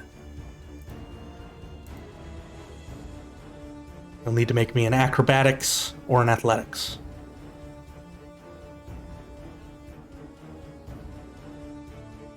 All right. They are both grabbing onto you, trying to shove you into the furnace, cackling maniacally as they do. Aina, that will bring us to you. At the start of your turn, the tentacles do some psychic damage to you. I'm the ouch. Yes. 4 points. Gonna keep up with Toll the Dead. And it's just gonna shake their head around while they're like in the tentacle, because they know they can't break free. Yeah. He fails. Bite it. Perfect. 13 damage. 13 points of damage. Marvelous. If that 13 happens, he is looking mortal. Let's finish him off, Ophelia. Finish him off. Yeah, because I got no bonus action, so. All right. Ophelia, that does bring us to you. Okay, cool. She's gonna move, I think, like another 20 feet closer, because that should put her 90 feet away. Yep. Correct. That's like just at the perfect spot Yeah. for Hex. Yeah, so that'll be what she does, and then she's going to fire off 2 Eldritch Blasts to hopefully finish this person, but you know. Mm. We'll see what still happens. Ugh. First one will be a miss. Second one does hit. Okay. Do it. Do it. Do it. Do it. Did that do it, or do you need me to still roll damage? They For were the mortal, Hex?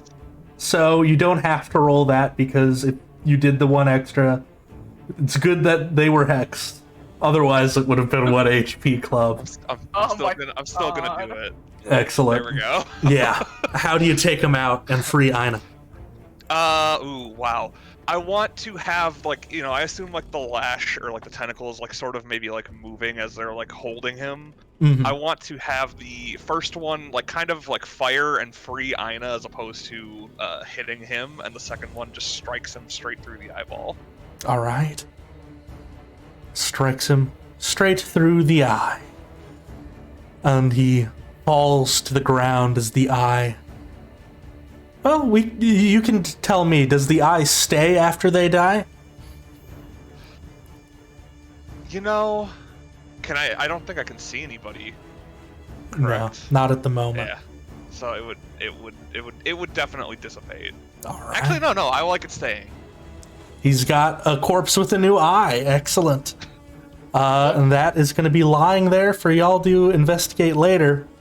But Biner sounds like he's being shoved into an oven. Do you want to use the extra 10 feet of your movement to get a little closer? Yeah, I do. Okay. That was just for if if I didn't finish him off. But yeah. Excellent. All right. Get you 40. That'll bring us to the Ravens. Because they have a psychic link, they can tell that Penny is being dealt with. They are instead going to go on defense. They will position themselves to intercept the people that are now running towards the windmill. That is going to bring us to the lady who is upstairs, who is also, of course, going to be rather rude to Penny. As Penny is lying there on the ground.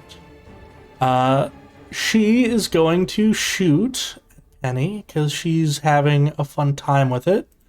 A firebolt.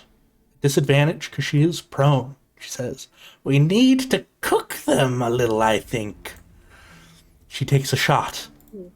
It singes the ground next to Penny's face. That will be her in the dreamscape. Biner, she does wince a little bit, because Penny did get a good shot on her. She is going to begin making her way downstairs to join in on the chaos with Biner. But it is a long walk for her. That'll be a dash. So that is all that she does, as she too gets downstairs. Biner, at the start of your turn, with your ass in the oven, you will be taking 22 points of fire damage, as they are both trying to push you in there, and both of them have you grappled.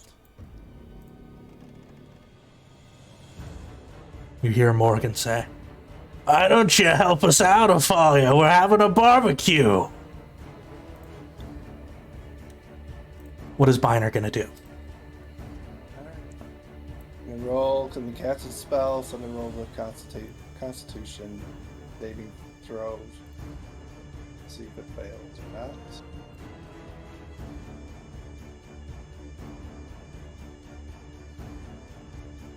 That would be a fail, as you attempt to cast some magic, but it does fizzle in your hand. Use my last lucky to re-roll that.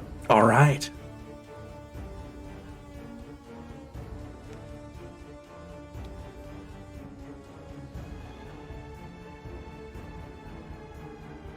That is a pass. You do get to cast your spell. Casting Thunder Wave. Ooh. I like it. Right in his face. Hell yeah. Let's see. 15-foot cube. I think you can get all of them with that. Yep. Hell yeah. All right. Let me double check something with Thunderwave. Objects go flying. There's gonna be some dead chickens, but that's okay. No. One fail. Two fail. Three fail. Excellent. Roll your damage as you are let go of, because they are pushed off of you. And they all take 9 points of damage as they go flying, smacking against the wall. Ooh! Oh yeah, she needs to make a concentration. Or actually, she doesn't, because her large reduce didn't work. But there is someone else who needs to make But that if they're all in the dreamscape, do they all have to do concentration, or just the one No. that's holding the dream? Just the one that has Eye Blight going is going to have to do that, because she has that is a concentration spell. So she does pass. Alright, I'm going to move. Get my ass out of the fire. Yes.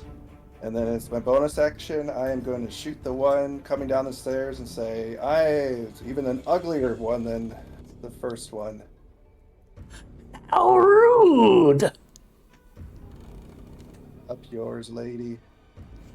And he will fire off his bow. All right.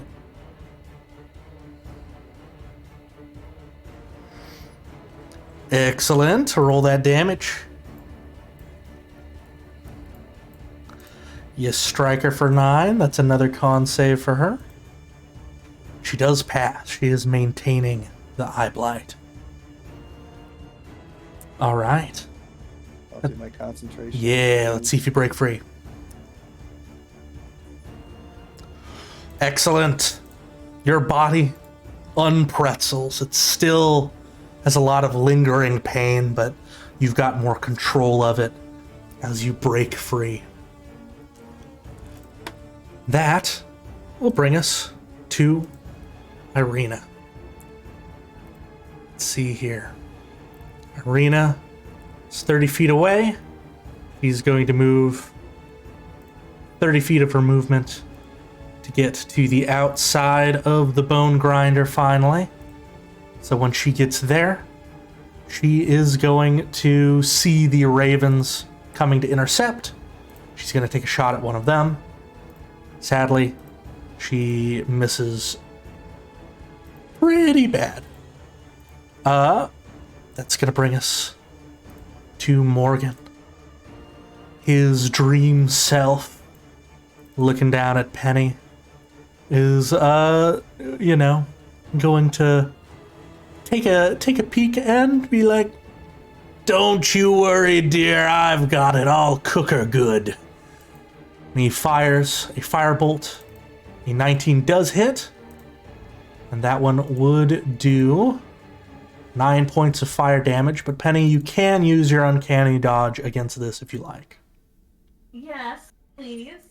That will half the damage. Okay, so do I click uncanny dodge? Do I roll, uncanny dodge? You just can say, I have that as a reaction. And so when you apply the damage, take half. And if it's an odd number like that, take the half that is in your favor. Or you can just right-click it and say apply half damage. Got it. Excellent. Alright. Back in the windmill, Morgan is going to look to Biner and take a step forward and just say, Come, don't be like that. I just need to inspect your health a little bit. And as he lunges forward a hand, you will see this dark energy swirling around it as he tries to hit you with contagion. Luckily, a 14 doesn't hit, as you manage to keep him at bay. That will bring us back to the top again with Penny. So Penny, the start of your turn, you are moved 15 feet closer to the grinder. What would you like to do? Oh, fuck. So, I'm prone, right? I'm like laying down, so I'd like to stand up. Yep, that uses half of your movement, which does mean you would only get to move 5 unless you dash. Or you'd only get to move 10 unless you dash. I know. But if I dash, I have to throw dexterity rolls. That is true. You can just move your 10 to get right here and then decide what you want to do after that. Let's just dash. All right. But we're gonna dash, and we're gonna land. Like, I know I gotta Get yourself right there. Yeah, I don't know what I'm doing wrong. I just want to put myself up there. I know I gotta throw a dex. Thank you. I know I gotta throw a dexterity saving roll to try to get past that thing. That is I'm true. sure we'll fail, but we will try it. At this point, Penny is beginning to hate buildings. And she never wants to be stuck in a building. That is a pass. So you are able to duck and weave past the first one at least. Uh-huh. But there is the second one now. Yep, so I gotta throw it again. Yes. She's still hating these fucking buildings. And Hey, you get through the second one. okay. Yes. Now Power yourself with spite. How much movement do I have left? Because now I've lost track of how far I've gone. If you want to move any further, you will have to make one more dash. So because you're a rogue, you can do that bonus action which is what I assumed we did to get here. If you want to try and get all the way out, you'll have to use your action to dash as well. Okay. No, so I'm okay to just stay there for right now, because at this point, I'm gonna just stay here. But can I attempt to shoot at this guy? Do I still have that option? You absolutely do. You haven't used your action. So the stupid little horned guy, girl, whatever it is, I am going to shoot, and I probably missed. Yeah, that one is going to be a miss. All right, well then that's it. I'm just gonna stay where I'm at and end my turn because I fucking hate windmills. Yeah, this is a nightmare windmill, that is for certain. All right, it's going to bring us to you, Porum. You are 60 feet away from the windmill map. And you can see some ravens flying towards you if you want to fire at them while you get closer. That's an option to you, but yes. Do we have a mix? Maybe you were beat a while ago. Yes, I am back. Sorry. I was muted. Oh.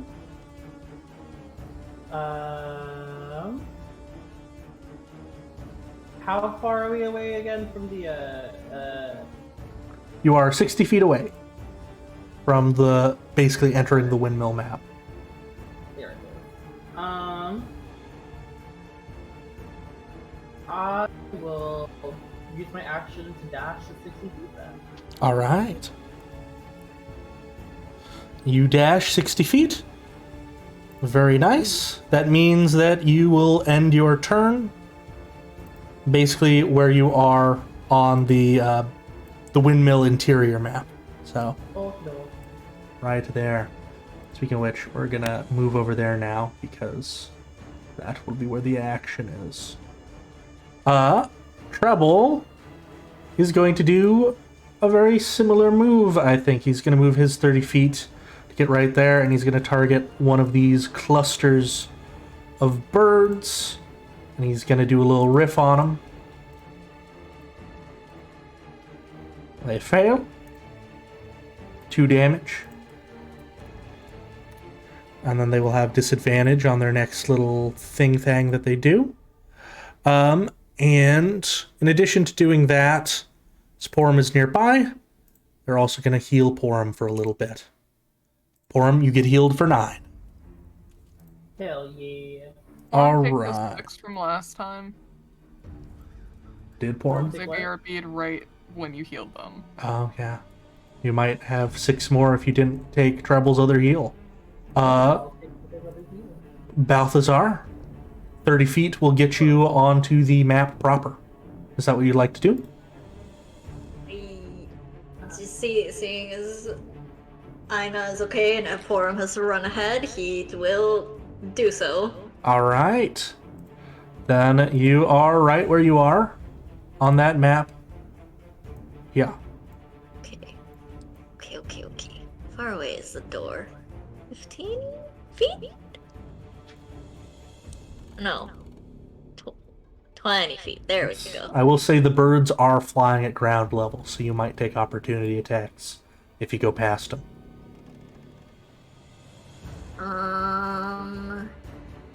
You know what?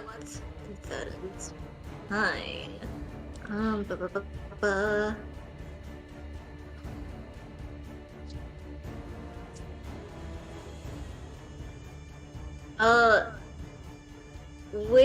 A quick question, Derek. What's the shove? Is that an action or a bonus action to do? A shove is an action unless you have a feat for it. Okay, good to know. Or rather, it would use one of your attacks if you had multi-attack. Okay. And then I will move Balthazar to here. All right. You know what? Yeah, I can take it. I'll take an opportunity attack to The birds. Famous last words. The birds get you. Yes. All right. That will do 3 points of piercing. Alright. Ha-ba-da-ha. Are you opening the door? Yes. All right, the door is open. Oh, look, company. Okay, so action to dash. You know what? I have the spell slot for it. He is essentially ending the spiritual weapon outside because it would take too long for him to have it move here, and we'll simply summon it again right next to Morgan. Or, considering he spoke in the same voice as Morgan. Yeah. This thing. Who you could assume is Morgan. Yeah. Yes. Oh. Mr. Afraid of becoming a vampire in his dreams is gonna take me on, huh? Damn it! Ah! Excuse me? Squeaks? Yeah. God. Rolls are not with us tonight, is what I'm hearing. They are not. As he just sort of I leans will- back on his heels and your butterflies fly past him instead. I will move here so that someone else can peek into the door. All right. And that shall be my turn. Very nice. At the end of your turn, that is going to bring us back to the Bone Mill dreamscape, as Bella is once again going to bully poor Penny with another infestation. I'll need a con save. Hey.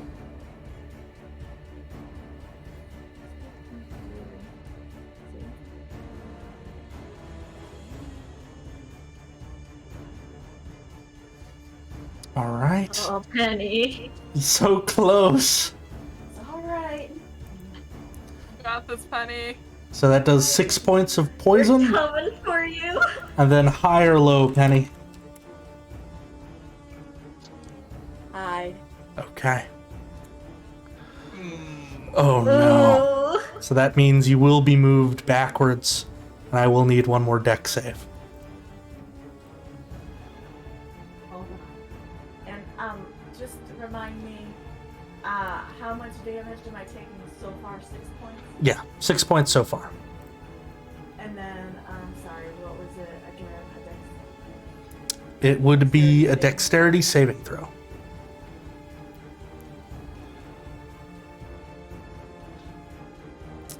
You're good though. Bless. You manage to dodge around as the flies swarm around your head. Keep one of these levers from crushing you.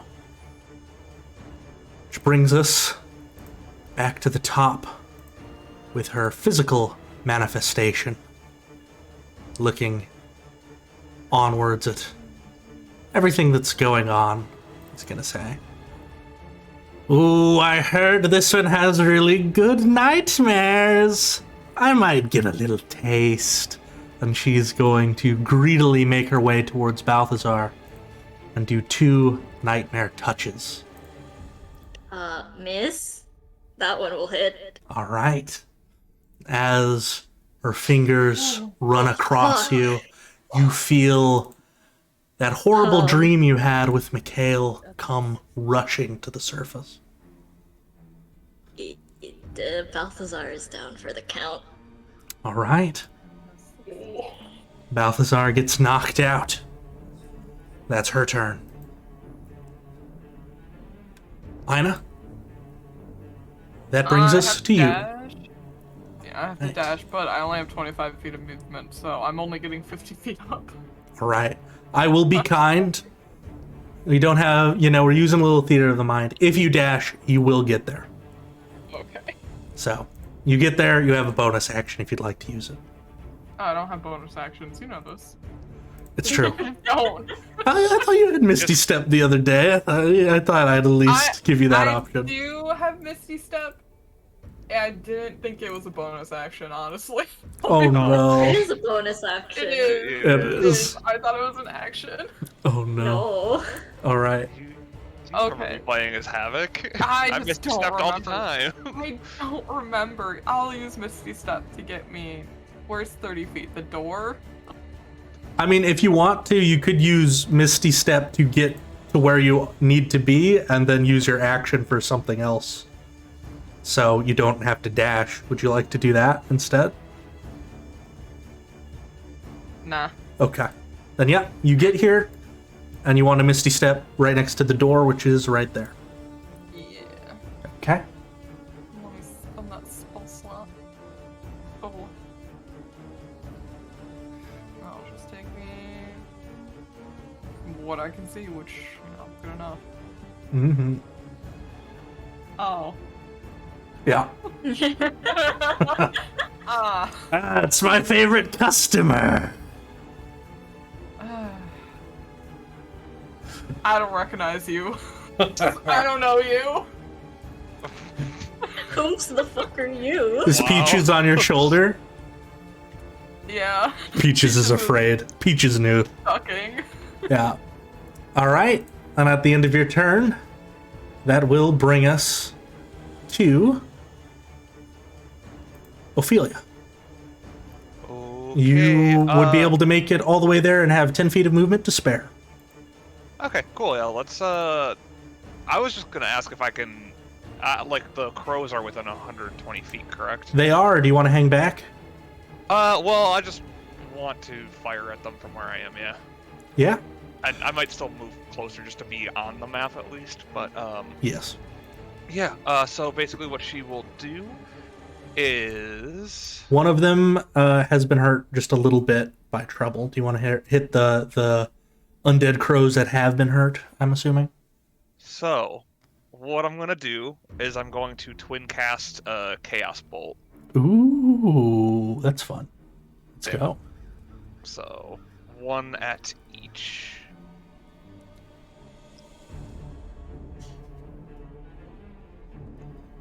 A 14 does hit. Okay, we'll do damage for that one first. Right. Ooh. You... Let's see. They're not both 8s. Honestly, anything that isn't necrotic is going to be fine on these guys. Or anything that isn't necrotic or poison is going to be fine on these guys. So we're going to skip over the damage choice, if that's okay with you. That's fine. All right. And then for the second one, Yeah, roll that 23 hit. damage. All right. 10 to the other one. Yeah, so that gets both of them right around half, which is good. It means that they are a smaller group. They do less damage. okay, perfect. And then yeah, she'll move to just be on the map itself. All right. You are on the map. Which does unfortunately mean that they are going to come after you. That's fine. And I'll just have them both move at the same time because they might as well. And they're going for beaks. 13 miss. and a 15. Also miss. Excellent. Woo! You're good. That's gonna bring us to the lady at the top of the stairs. She is going to bully Penny, but before she bullies Penny, something fun is gonna happen. Which is Balthazar, even though you have 0 HP, you do still get to run around the dream domain as if you were awake. Oh god.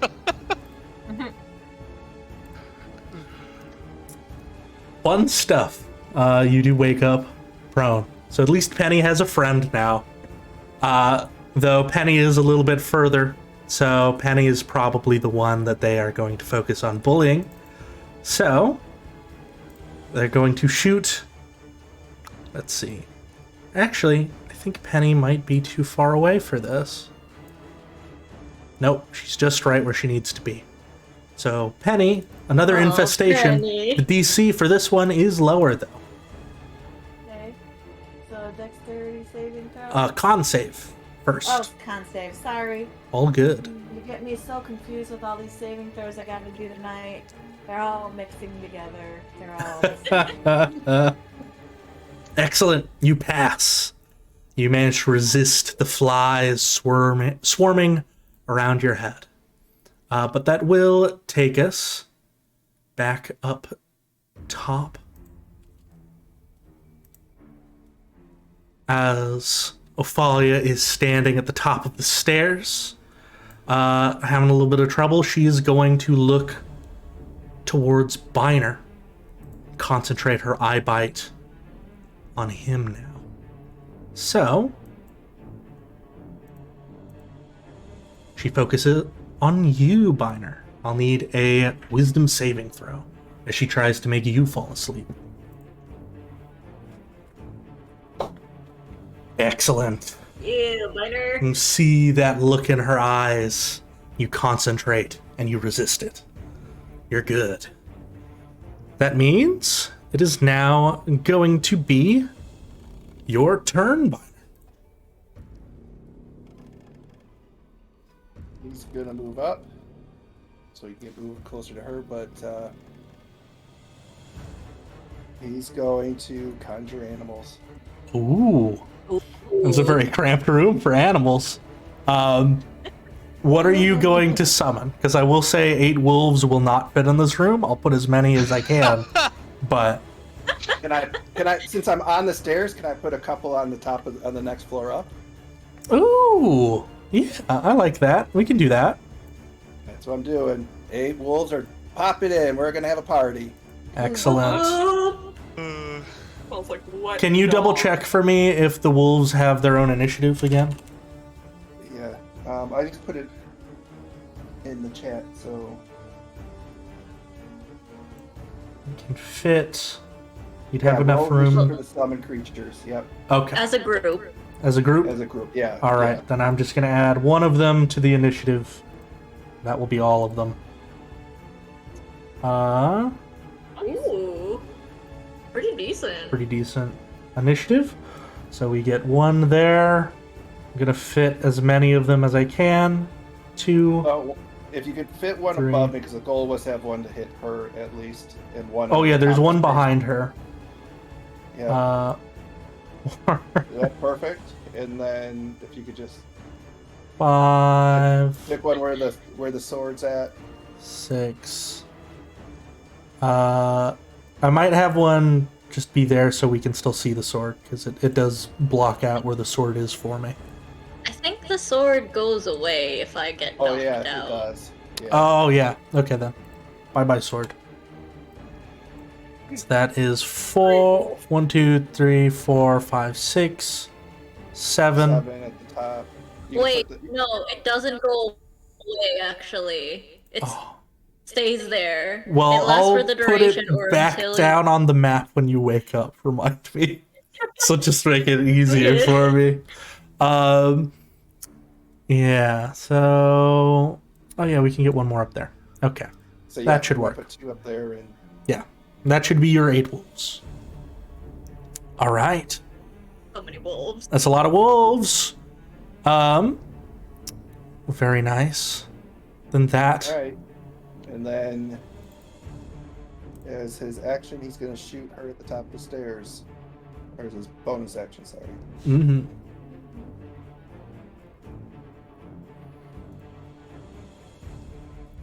She is right next to you. You would have disadvantage unless you shoot at the one that's all the way down. Shoot the one all the way down, and then All right. A 14 is unfortunately a miss. As it does fly and crack against one of her horns, but doesn't connect. That be your turn, Biner? All right. That's going to bring us to Irina. Irina is going to take out her crossbow and take a shot at some of these birds. Hits for 8, does half, but that is enough to kill one of the bird groups. And then she is going to do some footsies, get 15 feet, get closer to where the chaos is happening, the sounds of wolves howling. That will bring us to good old Uncle Morgan. Good old Uncle Morgan is also witnessing what all is going on with Penny in there and Balthazar. What is he gonna do? Let's see. In his dreamscape, he is gonna... I think he's gonna take a pot shot at Penny. A little bit of fire. Oh no! Oh Wait, dear. Balthazar can react and stuff in the bone mill, right? You absolutely can. Okay, cool. Where is it? Where? You've got that thing that Sentinel. uncriticals, yes? Yes, I will uncritical that damage. Excellent. So Penny will take normal damage, which is still a hefty chunk, but Penny, you can use your reaction to half that. My reaction. Oh, my uncanny dodge. Yes. Okay, sorry. What do I have to roll again? Something, just take half. Just take Yes. half damage. You just Never take half mind, I am damage. so confused. You have got me all Uncriticals freaking get confused. damage. So 11 points of damage. Yes. Okay. Okay. I'm doing the math. That'll bring us to him at the top. As he's looking around at all of these wolves. My, that is a lot of wolves. Ophalia, you can probably take care of a few of them, can't you? Good. I got something else I'd like to do. I finally found some people with some metal on them. He rubs his hands together. If we can't bring you no. to the oven, let's bring the oven to you. And he's going to point at Aina. And he's going to cast heat metal. Awesome. Oh god, Aina, no. On the breastplate that you have. Which will do 7 points of fire damage. Okay, that's a saving throw. It isn't a saving throw. It just does 7 points of fire damage. Yep. Is it not? That's because it said saving throw DC. That's why I was like, Yeah, that is if you had a metal object you could drop, but you can't drop a breastplate very easily.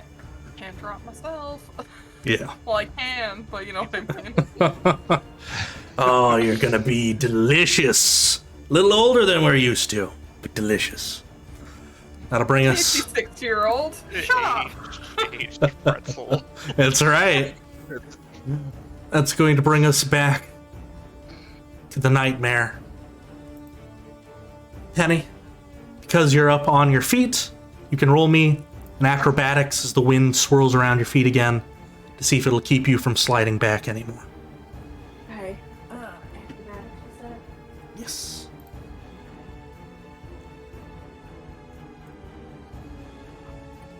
Excellent.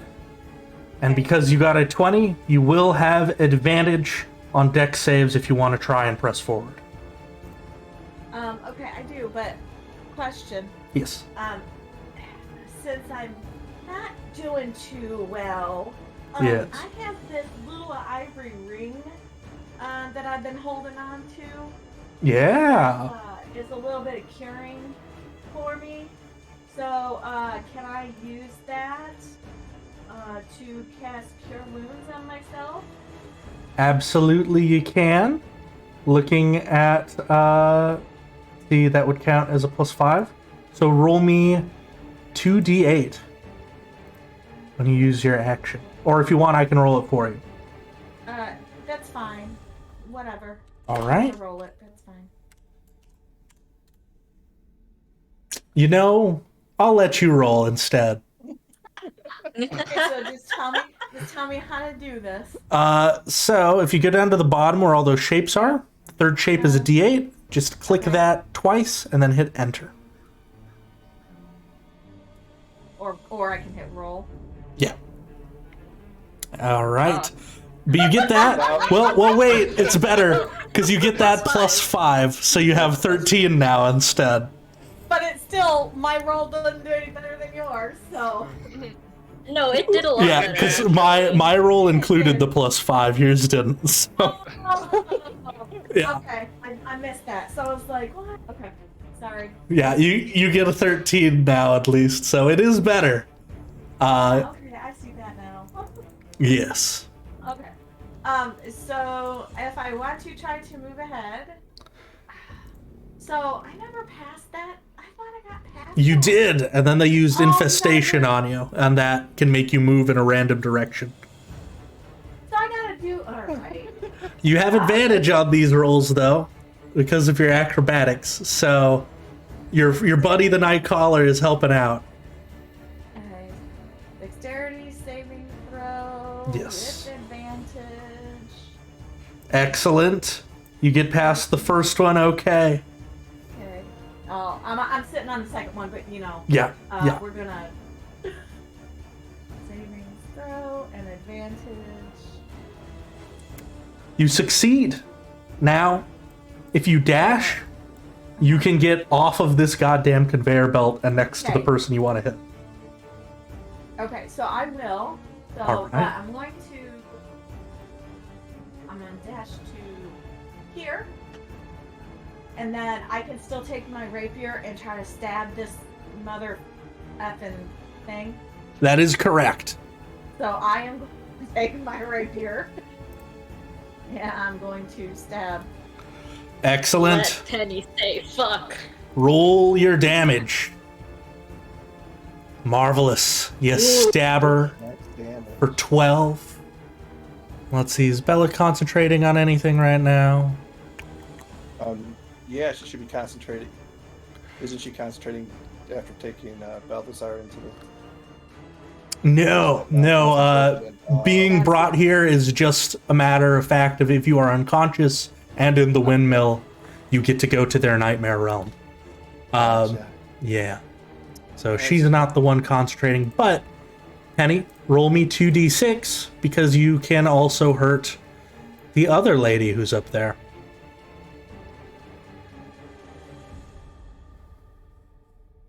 Okay, I did. Oh, there we go. 8 for her, and she has to make a concentration check. So she will do just that. She's holding on to it, though. All right, Penny. Ugh. That will be the end of your turn. Yes, that's the end. All right. Forum, we are now going to go to you. You are on the map. You're good to go. You are on mute, I think, Porum, if you are talking. Oh, I forgot I was on mute. Thank you. I am going to go towards the door, use about 25 feet.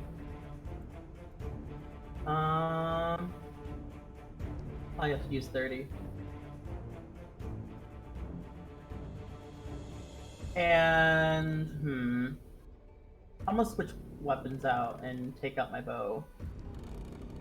And try to take a shot at Morgan. All right.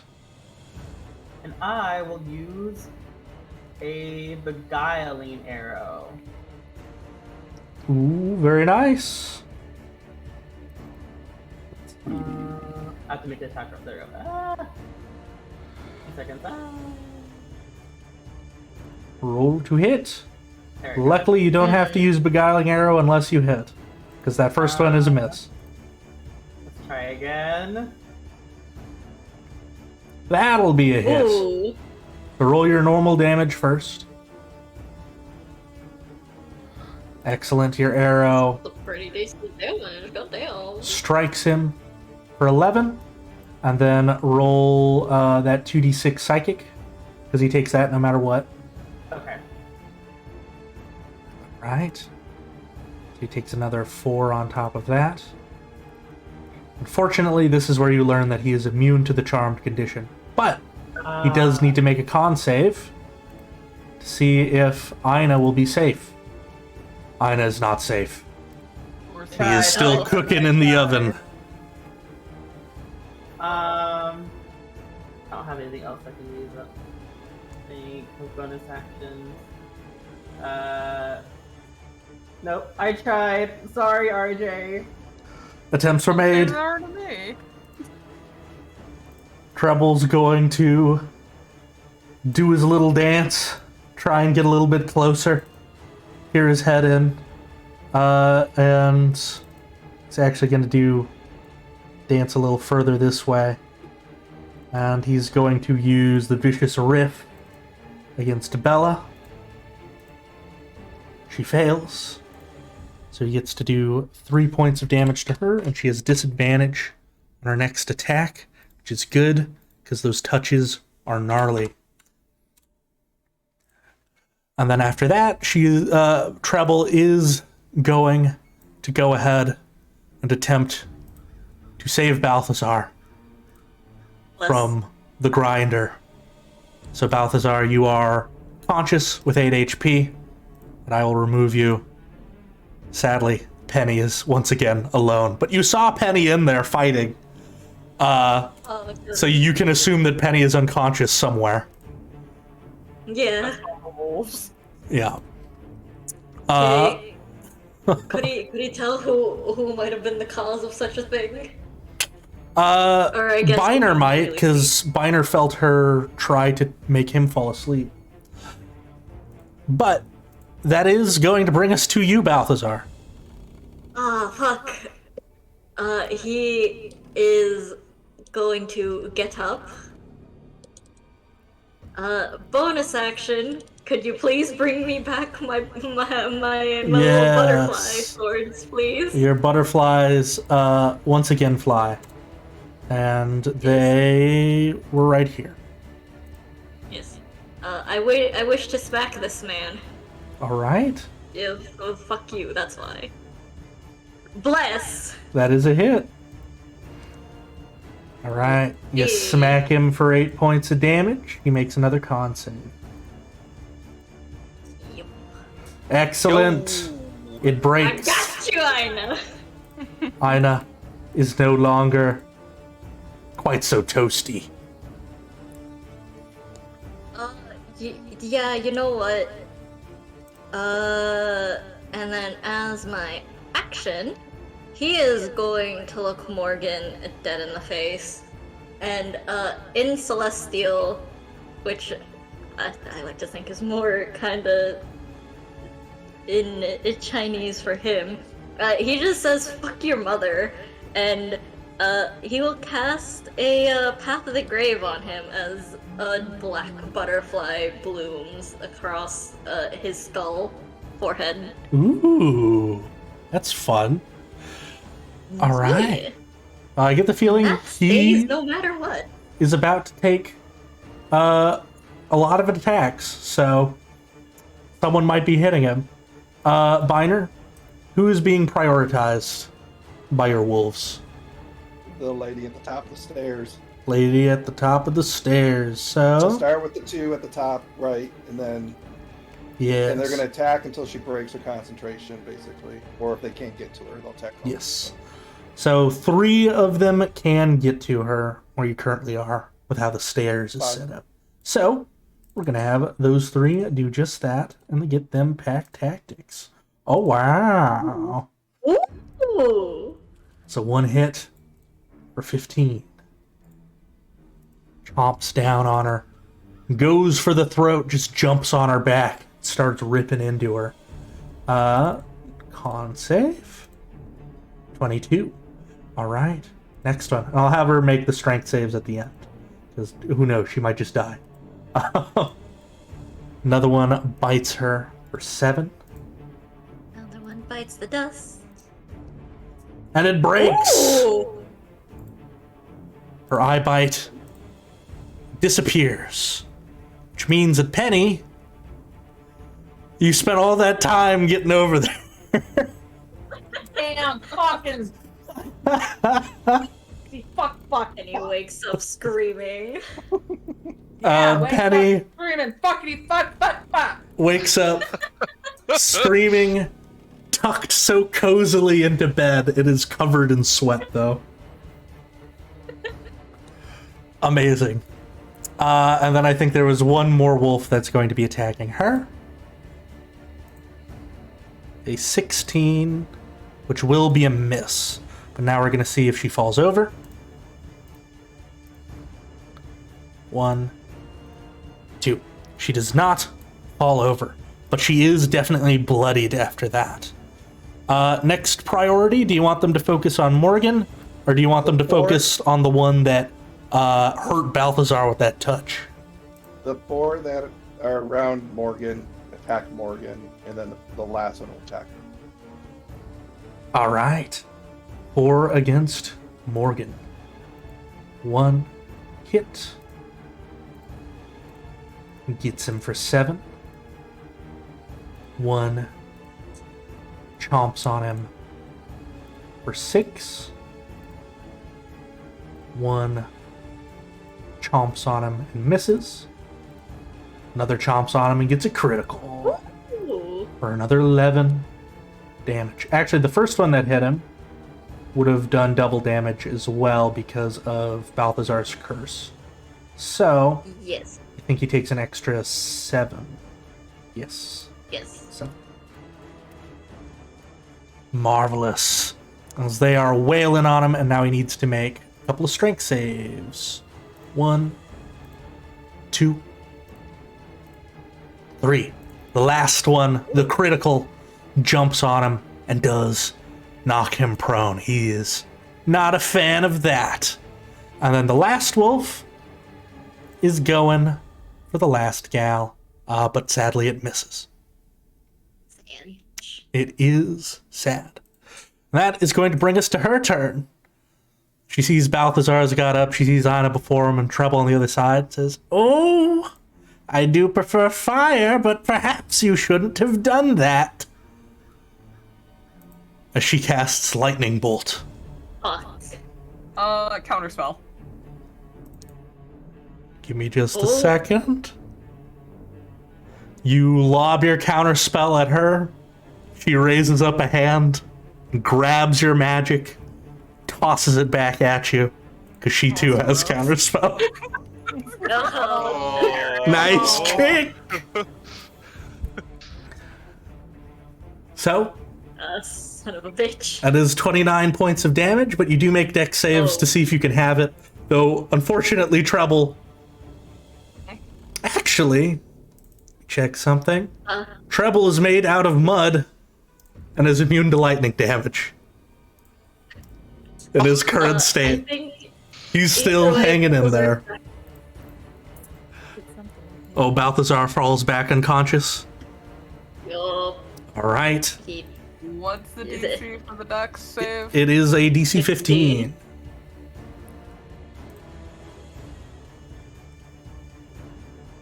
You do it! Ooh. You take Let's half go. damage. I won't outright die! Woo!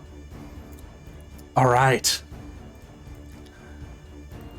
As the lightning courses through all of you and shoots out the back, that does mean that Balthazar is returning to the dream dements. Poor Balthazar. Alright. It's fine. It's fine. But that is going to bring us to Ina. I'm unconscious. Oh, did that knock you unconscious? Oh dear. Derek, I had 9 health. I didn't I was know. basically seeing if it was killing me or not. Oh no. For some reason, I had thought you had more.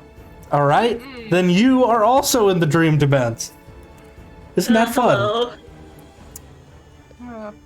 So Ina, you, because you appear after Balthazar, will be just a little bit up ahead, which means you move over to that map. I'll take us over there real quick on the stream. This is a hard stream to manage. I'm sorry that it might be hard to watch everybody. I'm trying my best. At the start of your turn, Ina, you are prone. We're just going to leave the unconscious thing over you because you're technically unconscious. You are prone. And the start of the round, you do move 15 feet downwards as the conveyor belt takes you. What would you like to do? Do make me a death save, but you do still get a turn here. Okay. Wow. Oh no. Oh god. The fates do not like Ina right now, it seems. Okay. You feel awful as you wake up in this horrendous place. The sounds of gears grinding all around you. You slide ever so closer to this meat grinder. What would you like to do, Ina?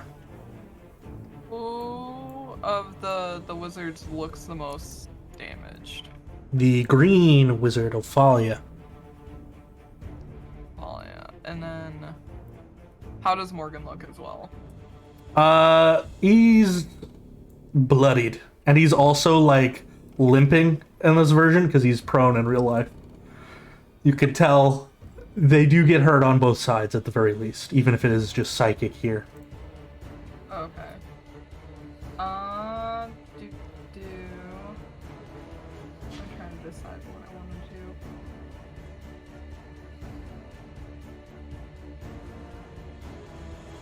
I'm gonna stand up. Prone, you said? Yes.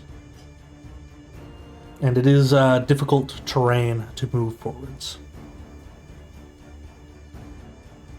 If I were to second wind myself in here, would that force myself awake?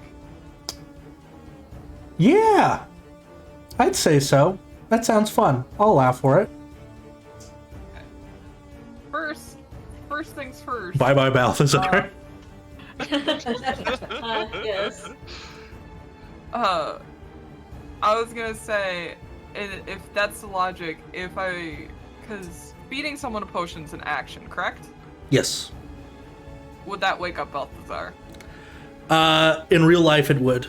Potions would not do too much here because it's all psychic and you're like, yeah, I'm feeding you the manifestation of a potion, but you get what I'm saying? So you would have to wake yourself up first. But yes. That's why I was asking. I'm gonna second wind myself. All right. Ina's incapacitated. Oh, is it not letting you do it? Yeah, it's not. Okay. I'll do that for you. And I'll give you 1 HP, just subtract 1 from whatever you get. Yeah, which would be my fighter level. It's just... Come on. Do it. 1. Thank you. There we go.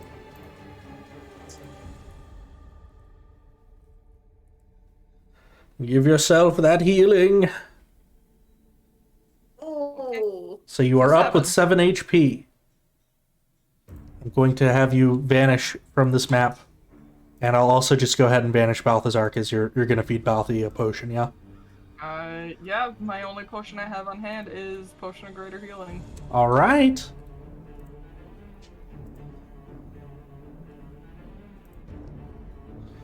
Balthazar wakes up with 16 HP. God damn. That's a big one. That is a big one. I'll take that HP. I have to reload. Sorry. Oh, it's all good. I assume there's not much else you wanted to do. Yeah, because that was my action and bonus action. Yeah. So. Then we're going to go to Ophelia. You got birds. I do. Arena So they're is helping out. still- He's taking shots. What's that?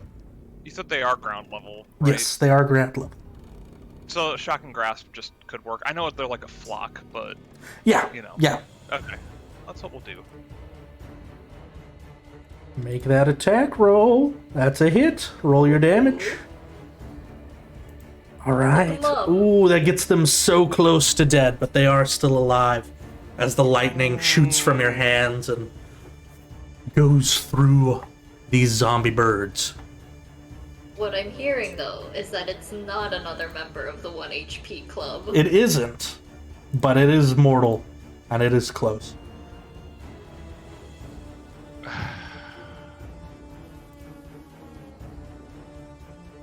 You know, Ina, how much HP do you have again? 7. Take care of them trolls, buddy. Do it. Sure, why not? We'll do a quicken spell, and we'll go for a second shock and grasp. All right. Of course. Of Yikes. course. You go for it, but sadly it does not connect. Then I think that'll be the turn. All right.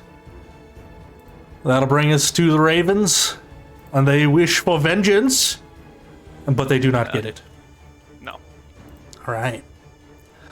That's gonna bring us to our green lady. Our green lady going to say, "Ooh, Bella, that is a great idea. Do you mind if I steal that?" And she is going to shoot out a bunch of lightning. And so I will need a dex save from Biner, and I will make a dex save for a bunch of these wolves.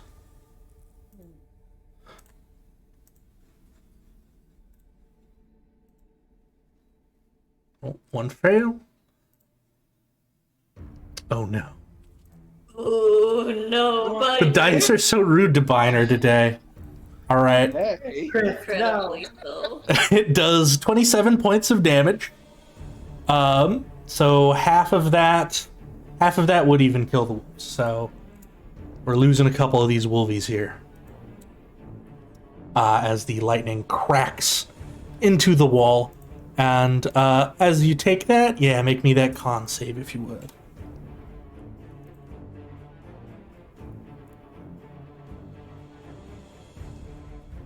Oh no.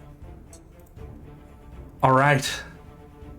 The cavalry does fade as that lightning causes a lapse in your concentration. And they vanish. Which means that she is going to go ahead and, nah, she can't move. She won't move. But Biner, that does bring us back to your turn.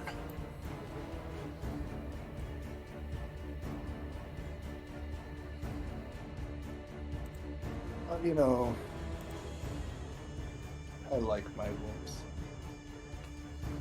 Are you bringing the wolves back? I am bringing them back.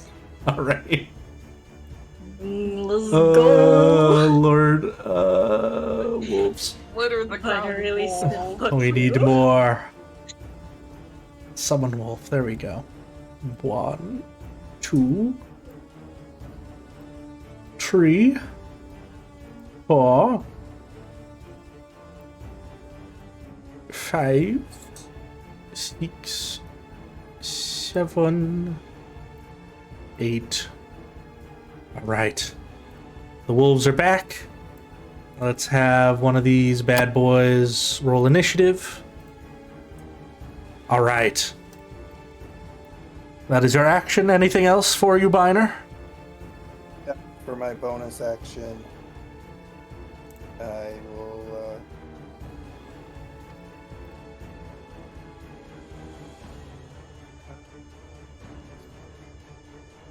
I'll just shoot Bella.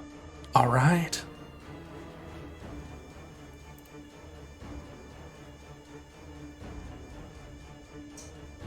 Right? That's weird. When I Oh! do that, I must start. Actually, I just realized something.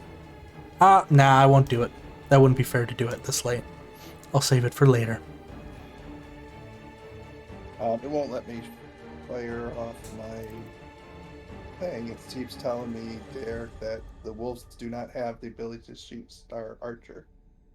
Oh, I think you have might to click on have. yourself. Yeah, you might have one of the wolves selected instead of yourself. I'm blinking. I'm targeted. Oh. I will give Star Archer a click for you, and it will appear, and then hopefully you can do it. So, if you hit where it says attack there, it should let you.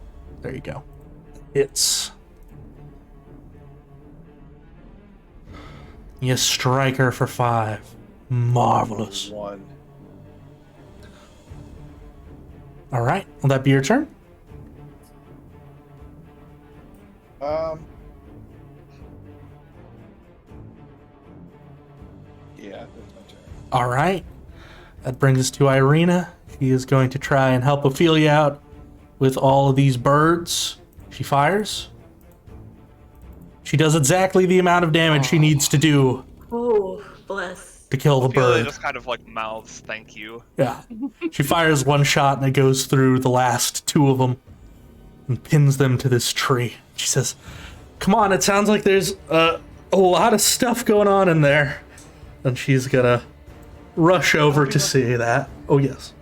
I was just gonna reply, I'll be right behind you. All right. That'll bring us to good old Morgan. He pulls himself up to his feet. He's glancing around at himself. There's quite a bit going on, to say the least. He's gonna go,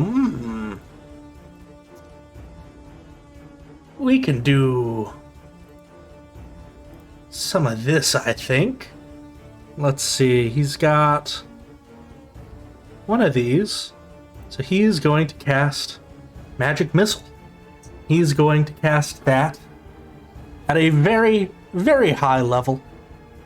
He's going to cast that at 6th level, Oh god. which will give him an extra 3 darts. So he's going to start off, fire one at Aina for 4 damage. Which Aina... Like that one for some reason. Yeah. Yeah, I was looking at that too, and I was like, I thought Aina had at least a little bit more than that. He's going to fire 1 there. He's going to fire 3 at Biner. Oh, I clicked the wrong thing. Ignore that. I'm trying to do them one by one. So he's firing 3 at Biner. So Biner, it will do 8 points of damage plus 2, total of 10. I'll need 3 saving throws from you. He's going to fire after that. That would be 4, so he's got 2 left. He'll fire 1 at Trouble, which will, sadly, destroy Trouble. And then he's going to fire Trouble, 1 no. at Balthazar for 2. Okay. So I'll need 3 con saves from Biner once he does that. Then after that, that will be his turn. Oh, you're living on the edge. There we go. Biner manages to hold it up. All right. And that brings us to the top of the round. Penny, it's you. You're hearing absolute chaos quite a ways down below you. Huh? And I'm yelling, fuck, fuck, fuckity, fuck, fuck, fuckity. Do I see anybody? Do I see anybody when I, like, pop up out of bed? Nope, nobody is around you. You're just hearing chaos downstairs. You were so nicely tucked in, even if you're covered in sweat. Your brain is killing you. I'm going to get out of the bed and I'm going to start to climb up that ladder. Excellent. So, how high is the ladder, you said again? The ladder is about 30 feet up. So you can use your bonus action to dash and you can climb the rest of the way. Yeah, then that's what I'm going to do. I want to go all the way, if I can, all the way to the top of the ladder. Excellent. You get to the top and you see another of these small boxes with some bars. The soft snoring you were hearing, you realize once you get to the top, is actually very loud snoring because it's coming from a very small creature. There is a sleeping raven in this tiny box. Okay. Well, have can I move anymore, or am I done with my movement? You do still have movement at the top, so if you want to, you can pick it up. Yeah, so it's, the bird is in a little cage? Yep, it's in a little box, and it's sleeping. Okay. But you know that So- sleeping doesn't necessarily mean you're safe. No, I know that. Yes, because I'm still in my head going, fuck,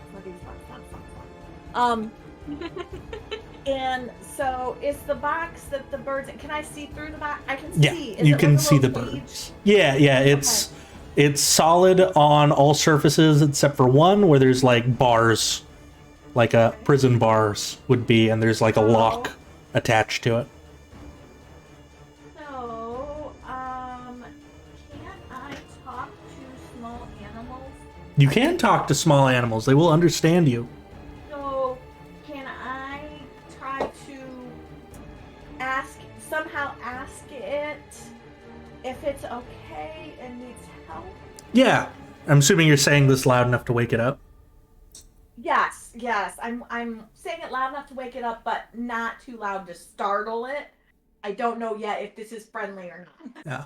I'm assuming so because it's in a locked box, but you never know. Yeah. You do that, it sort of lifts its head a little bit to look at you, and you can tell it's alarmed already as it's kind of flapping its wings with some fear, but you're talking calmly to it, and it just calms down and says, "Hello? You're not with the witches or the boogeyman, are you?" And yeah, it is just talking in a normal talking voice. It is not even like animal talk. This bird is speaking as a person would. So I'm going to look very perplexed. No, I'm not with those nasty ass people down there. I take it you need some rescuing, so as I'm saying this, I'm going to open the box and lift the bird out of the box and ask the bird what its name is and why it's speaking why I can understand it and it's not speaking like bird. I'm Bria. Hi. It's a long story. Have you seen my brother? Your brother? No. Where's your brother? He was. What? I don't. He was locked here with me. He got captured by them with me. I fell asleep. I don't know where he went.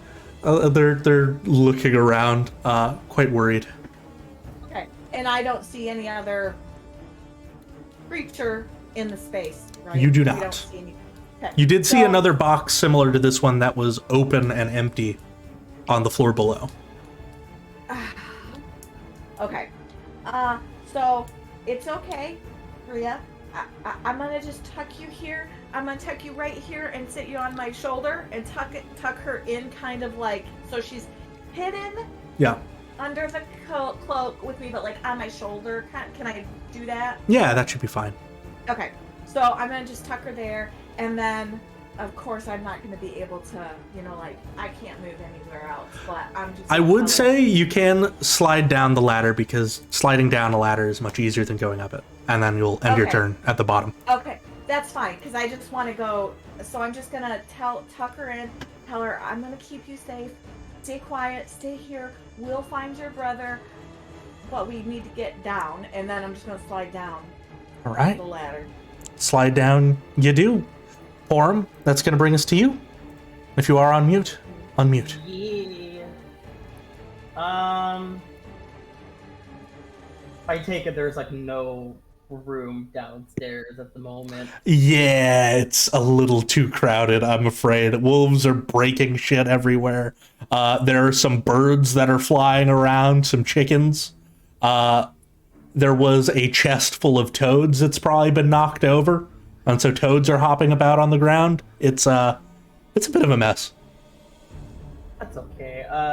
Form's just gonna take another shot at Morgan. All I'm gonna right. try to keep Puncher pumping him full of arrows. Very nice. Oh! Ooh.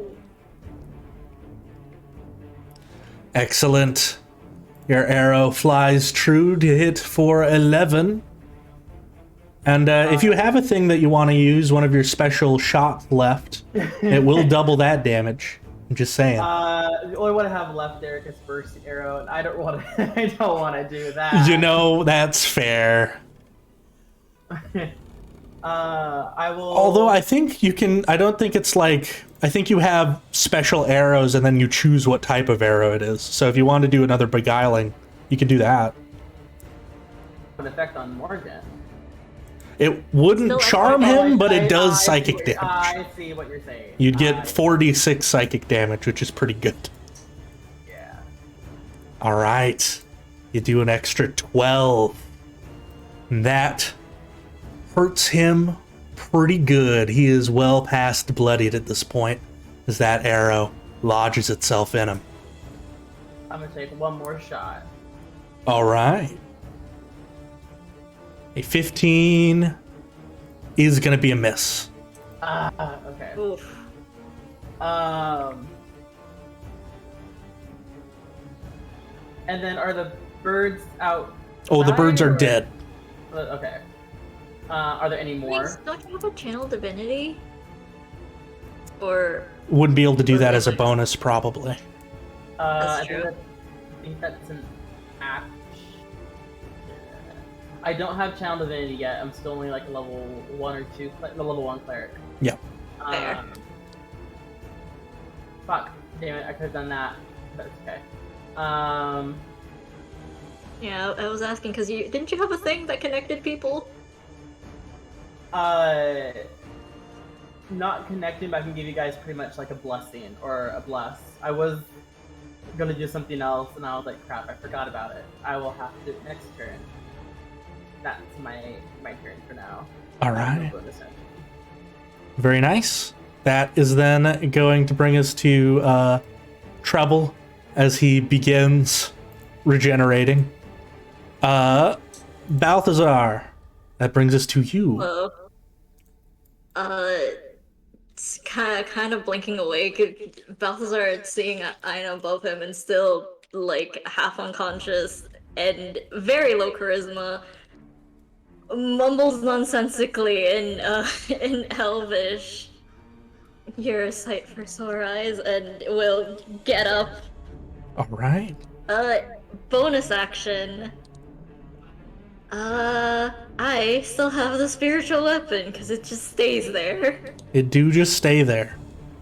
It is beneath a wolf right now, but it is there. Yes. I'm gonna smack Bella with it. All right. Hopefully it hits.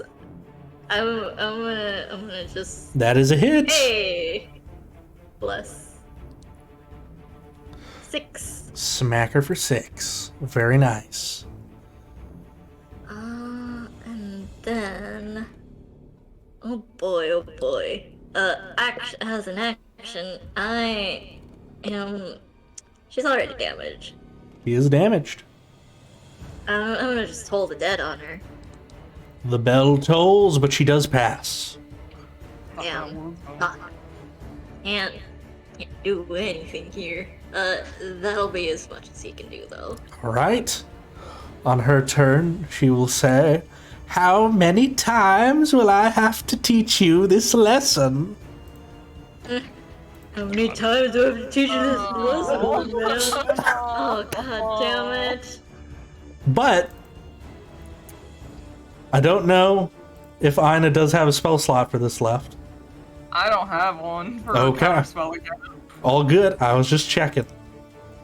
We literally got in a fight last session. The lightning shoots out for a lot.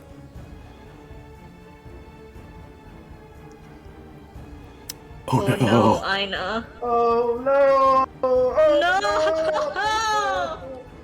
No! No! Derek! Yeah. Yeah, that's not right. I'm dead. No! Not again! Not again.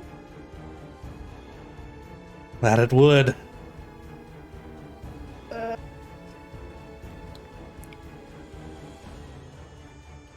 Ooh. All right.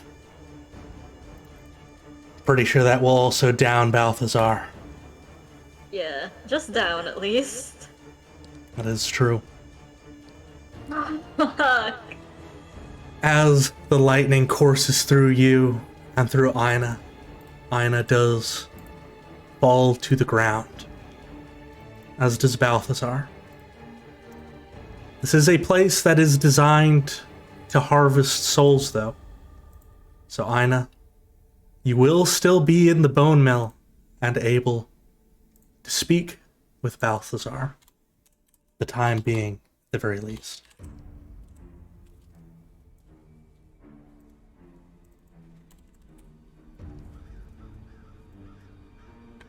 Which is going to bring us the end of her turn. It would be Aina's turn. We'll just... So you can still do things. We'll have 1 HP. and you will be in a state of death. You still have access to your magic here, and even though you feel yourself fading, you do know you can still save your friends, maybe. You can still save Balthazar, who you see next to you, unconscious. You do still get a turn. What would Ina do? Would I be able to... Because I know this is a dreamlike world. Would I be Yes. able to figure out how to, wake up Balthazar from this side? Healing would definitely do it, but he is unconscious is the problem from a lack of HP right now. It's not a matter of just waking him. It's something has to happen to his physical body, which is a little out of your control here. Balthazar is awake in the nightmare, though, so you can talk to Balthazar if that's what you're trying to do.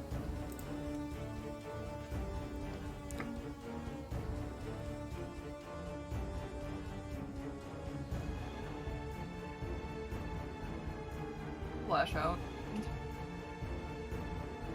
Well- I'm gonna upcast Magic Missile to what I have spell slots left for. Okay. And I'm gonna aim... Before you do that, I will help you out with something, if you'd like it. As a bonus action, you can roll an Arcana and maybe figure something out.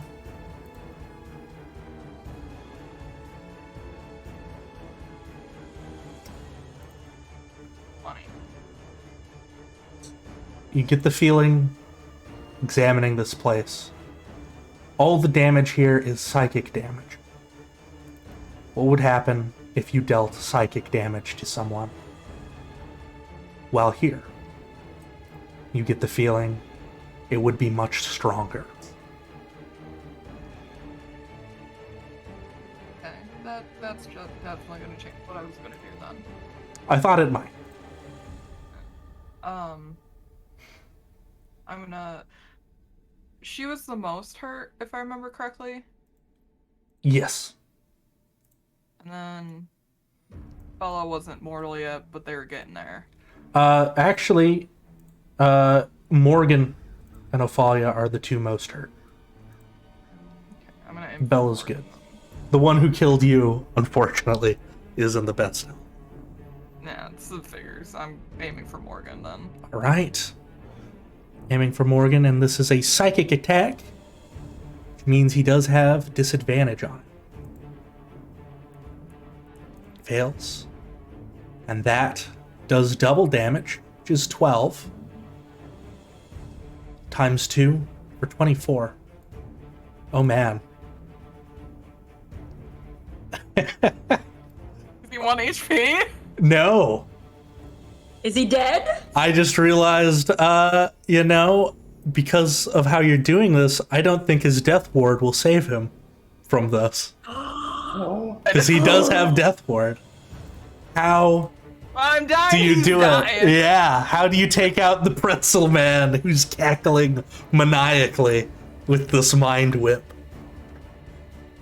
Ina's just gonna grit their teeth, slowly rise up, and lean on Balthazar a little bit, and they're just gonna flick their wrist downwards, and raven feathers are gonna erupt from their hand and just slap them with the psychic damage. There is this horrific psychic scream as Morgan is taken out. His body falling to the ground. Outside, he just was cackling maniacally for everyone else who saw him, and then suddenly he stopped and fades, falls limp into a slump. And because he doesn't have a soul, it can't be trapped here. And you would watch as the big rotor, the grinder, comes to a stop. Though the conveyor belt does not. It is still pushing you to to the other side of this place. And that is going to bring us towards Ophelia. Ophelia, it is your turn. Okay. She is going to, what is that, 15 feet? Move there. Let me turn off the Oh, lightning. hey, perfect. Yeah. While it is an Ina's turn, we're going to give him the skull. Okay. I think seeing, I don't even remember which one. Is that Ophalia? That is Ophalia. I hate this name so much. I It's so know. close. I know. When you said Ophelia, I was like, ooh. I've been holding on to Thanks. this for a while. Thanks.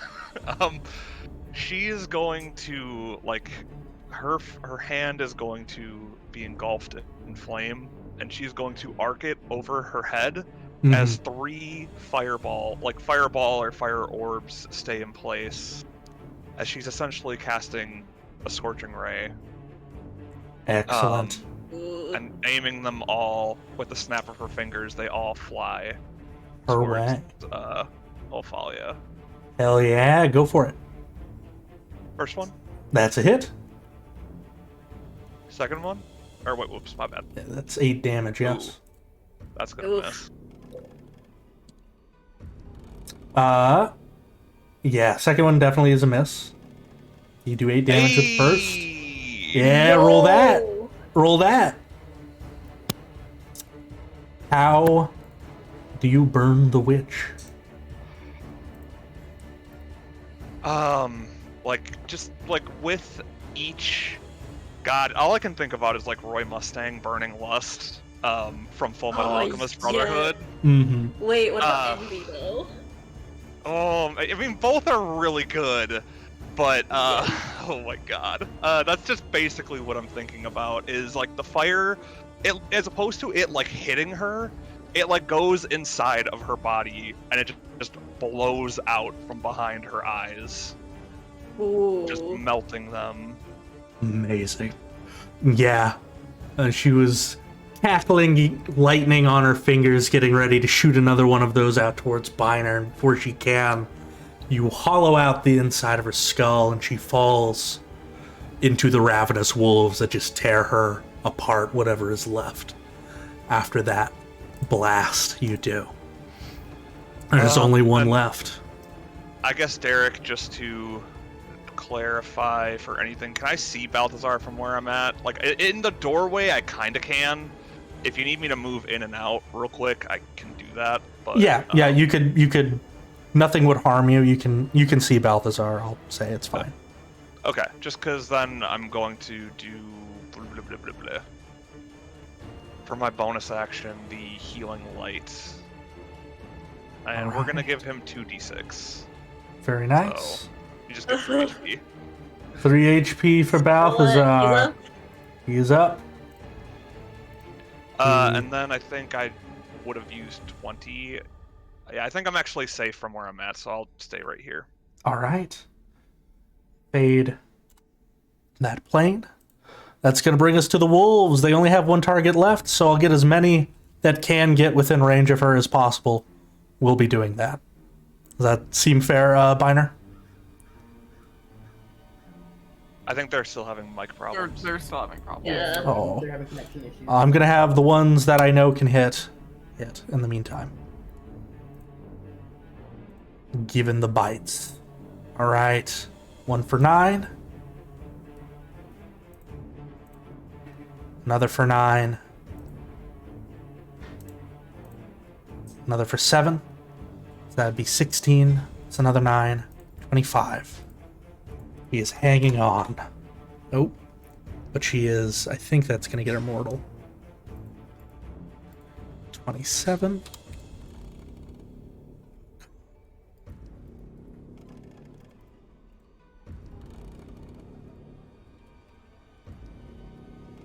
Oh my lord. Why does it do this? There we go. Yes, that does get her mortal as the wolves tear into her. Now we're going to see if she falls over. She does fall over. She is prone. She's on the ground. That means I will ask Biner later what the rest of the wolves would do. Oh no, you're still having mic troubles, aren't you? Aren't you, Chris? Okay, you can hear me? It is your turn, and she is mortal. She's prone, which means range attacks have disadvantage. All good. Oh man, we've been staring at Penny this whole time.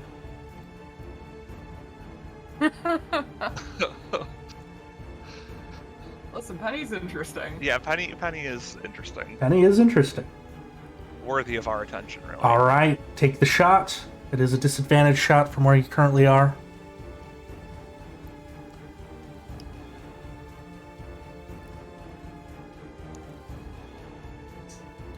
Because she is prone.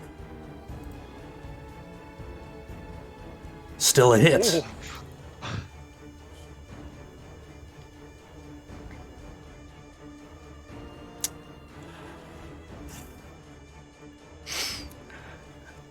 It's that time again. We're going to the 1 HP club.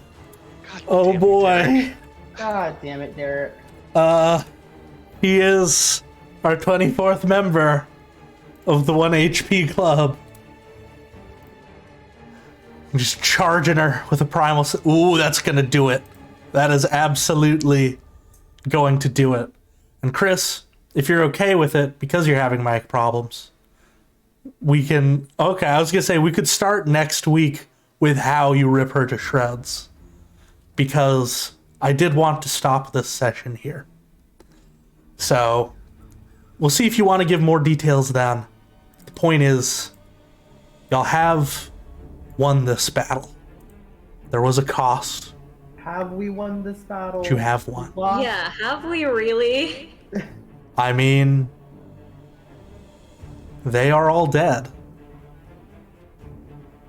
And Maybe we can make a pact or something. yeah, maybe you can make a pact or something. I'm going to be talking to RJ a little bit, get some more details, but this is where we're going to be ending for today, so I have plenty of time to do just that. Okay. But with You guys that, hear us now? yes, we can. But we're gonna go into our stars and wishes for today, with a heavy heart. So, hopping in there, we're going to start our stars and wishes for today with, since you just got back, we'll start with Chris. Chris, do you have any stars or wishes for today? Wish is that you take the -10 macro off of my rolls. And then,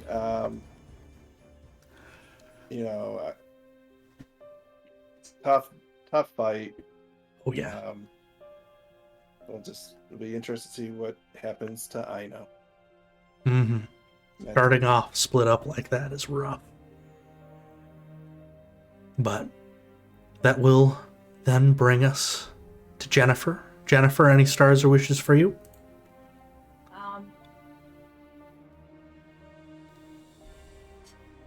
Yeah, I mean, just the fight was good.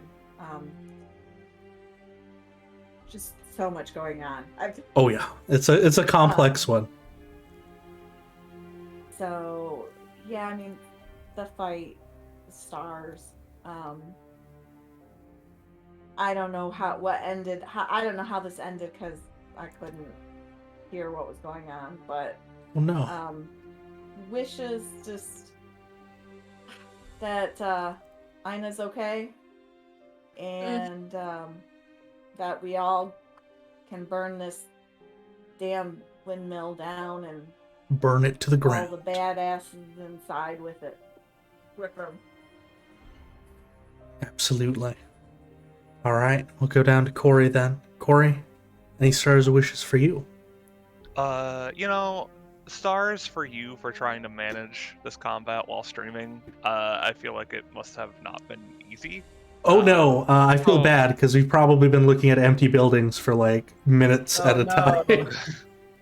But That's me. that's still just like a star for you because it's a complex combat, and then to also remember that you have to move stuff for streaming. It is true. I think I enjoyed the combat. I don't know. I just felt like I was outside the whole time until the very end. And then yeah, wishes is just to see what happens next week. Absolutely. All right, we'll go down to Cosmic then. Cosmic, any stars or wishes for you? This, I know it's heavy. I mean- It's heavy. stars definitely for the combat, but also, my chest hurts. I did not expect the thing I was working on to be a coping mechanism, but now it is. Oh no. I draw to cope. Oh no. So, hopefully things turn out okay. If not, more trauma. Yay! Absolutely. You love to see it. RJ, if you're not feeling up for it, it's totally cool. But if you are, do you have stars or wishes? My star today was how you handled combat. I thought it was actually really good. Well, thank you. Especially because we were split the way we were.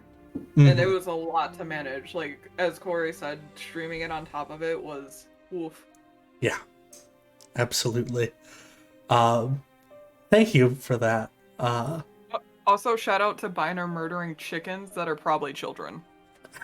We don't know that. Yeah. Oh, listen. Oh, If man. the crows are children, the chickens are probably children. I basically, mentioned it.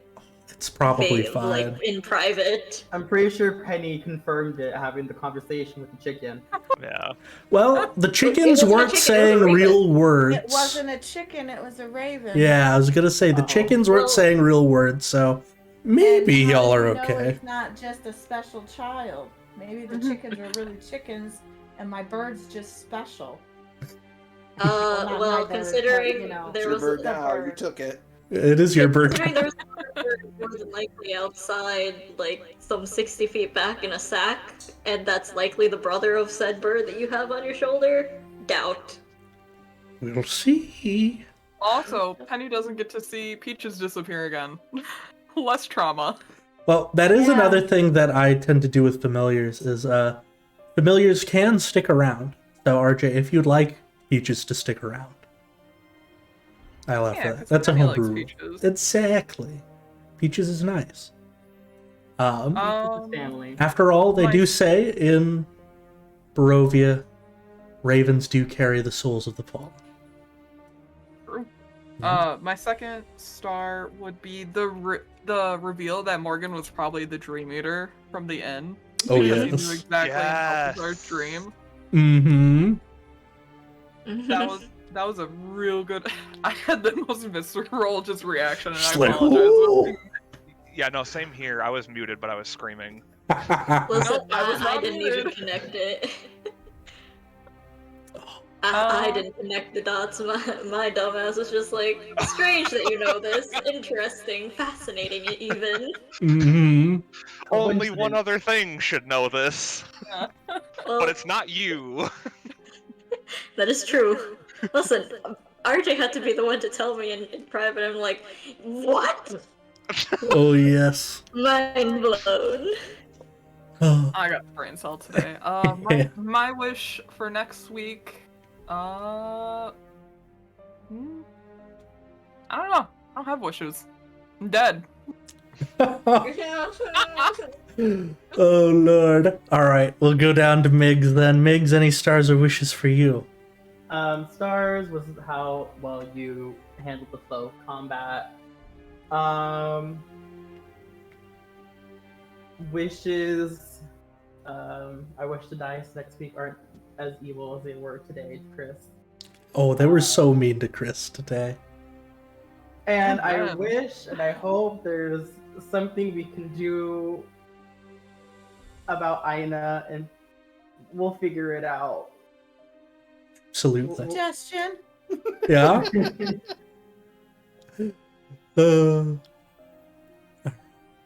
My stars and wishes for today. I have two big stars for y'all. Y'all handling that combat. Penny, sorry for stressing you out so much with all of those things that were happening to you. You handled it like a Sorry. champ. Alright, Big I was already planning my story for my new character when I died. Oh, I got it all lined up. Yeah. big star to y'all, because you are the only group I've had so far that has stopped the Fishman. Most people don't do that, and then it creates some chaos. And also, you managed to defeat all of the enemies here without them going into the ethereal plane, because that is what they do when they get in low health. And y'all managed to do that before they managed to, because they are, you know, as we said, Morgan was the nightmare guy, so he can just slip in there when he wants and make an escape. And y'all managed to pull it off. I wish that that creature didn't have lightning bolts, and that it didn't make the most sense for them to shoot it in that direction. But sadly it did. These things do happen. Another big star to RJ for taking it like a champ. My wishes for next week are for y'all to have a chill session, to process whatever it is that's going to happen. And, yeah. Look at Twitch now. Let's see here. Yeah, I'm not seeing too many stars. Oh, wait, there's Dane's. I had to scroll up a little bit. Dane's got a star. She enjoyed the fuck from Penny panicking. Wishes, hope RJ's okay. Getting hearts in the chat for RJ. Aw. Yeah. But yeah. Y'all did rad today. We're gonna wrap up now. See all y'all next week. I'll have a chat with what the future holds for us. Because I do a good job of keeping a straight face, but also my heart hurts. For what has happened. Oh. Bye everybody. Take it easy. Bye.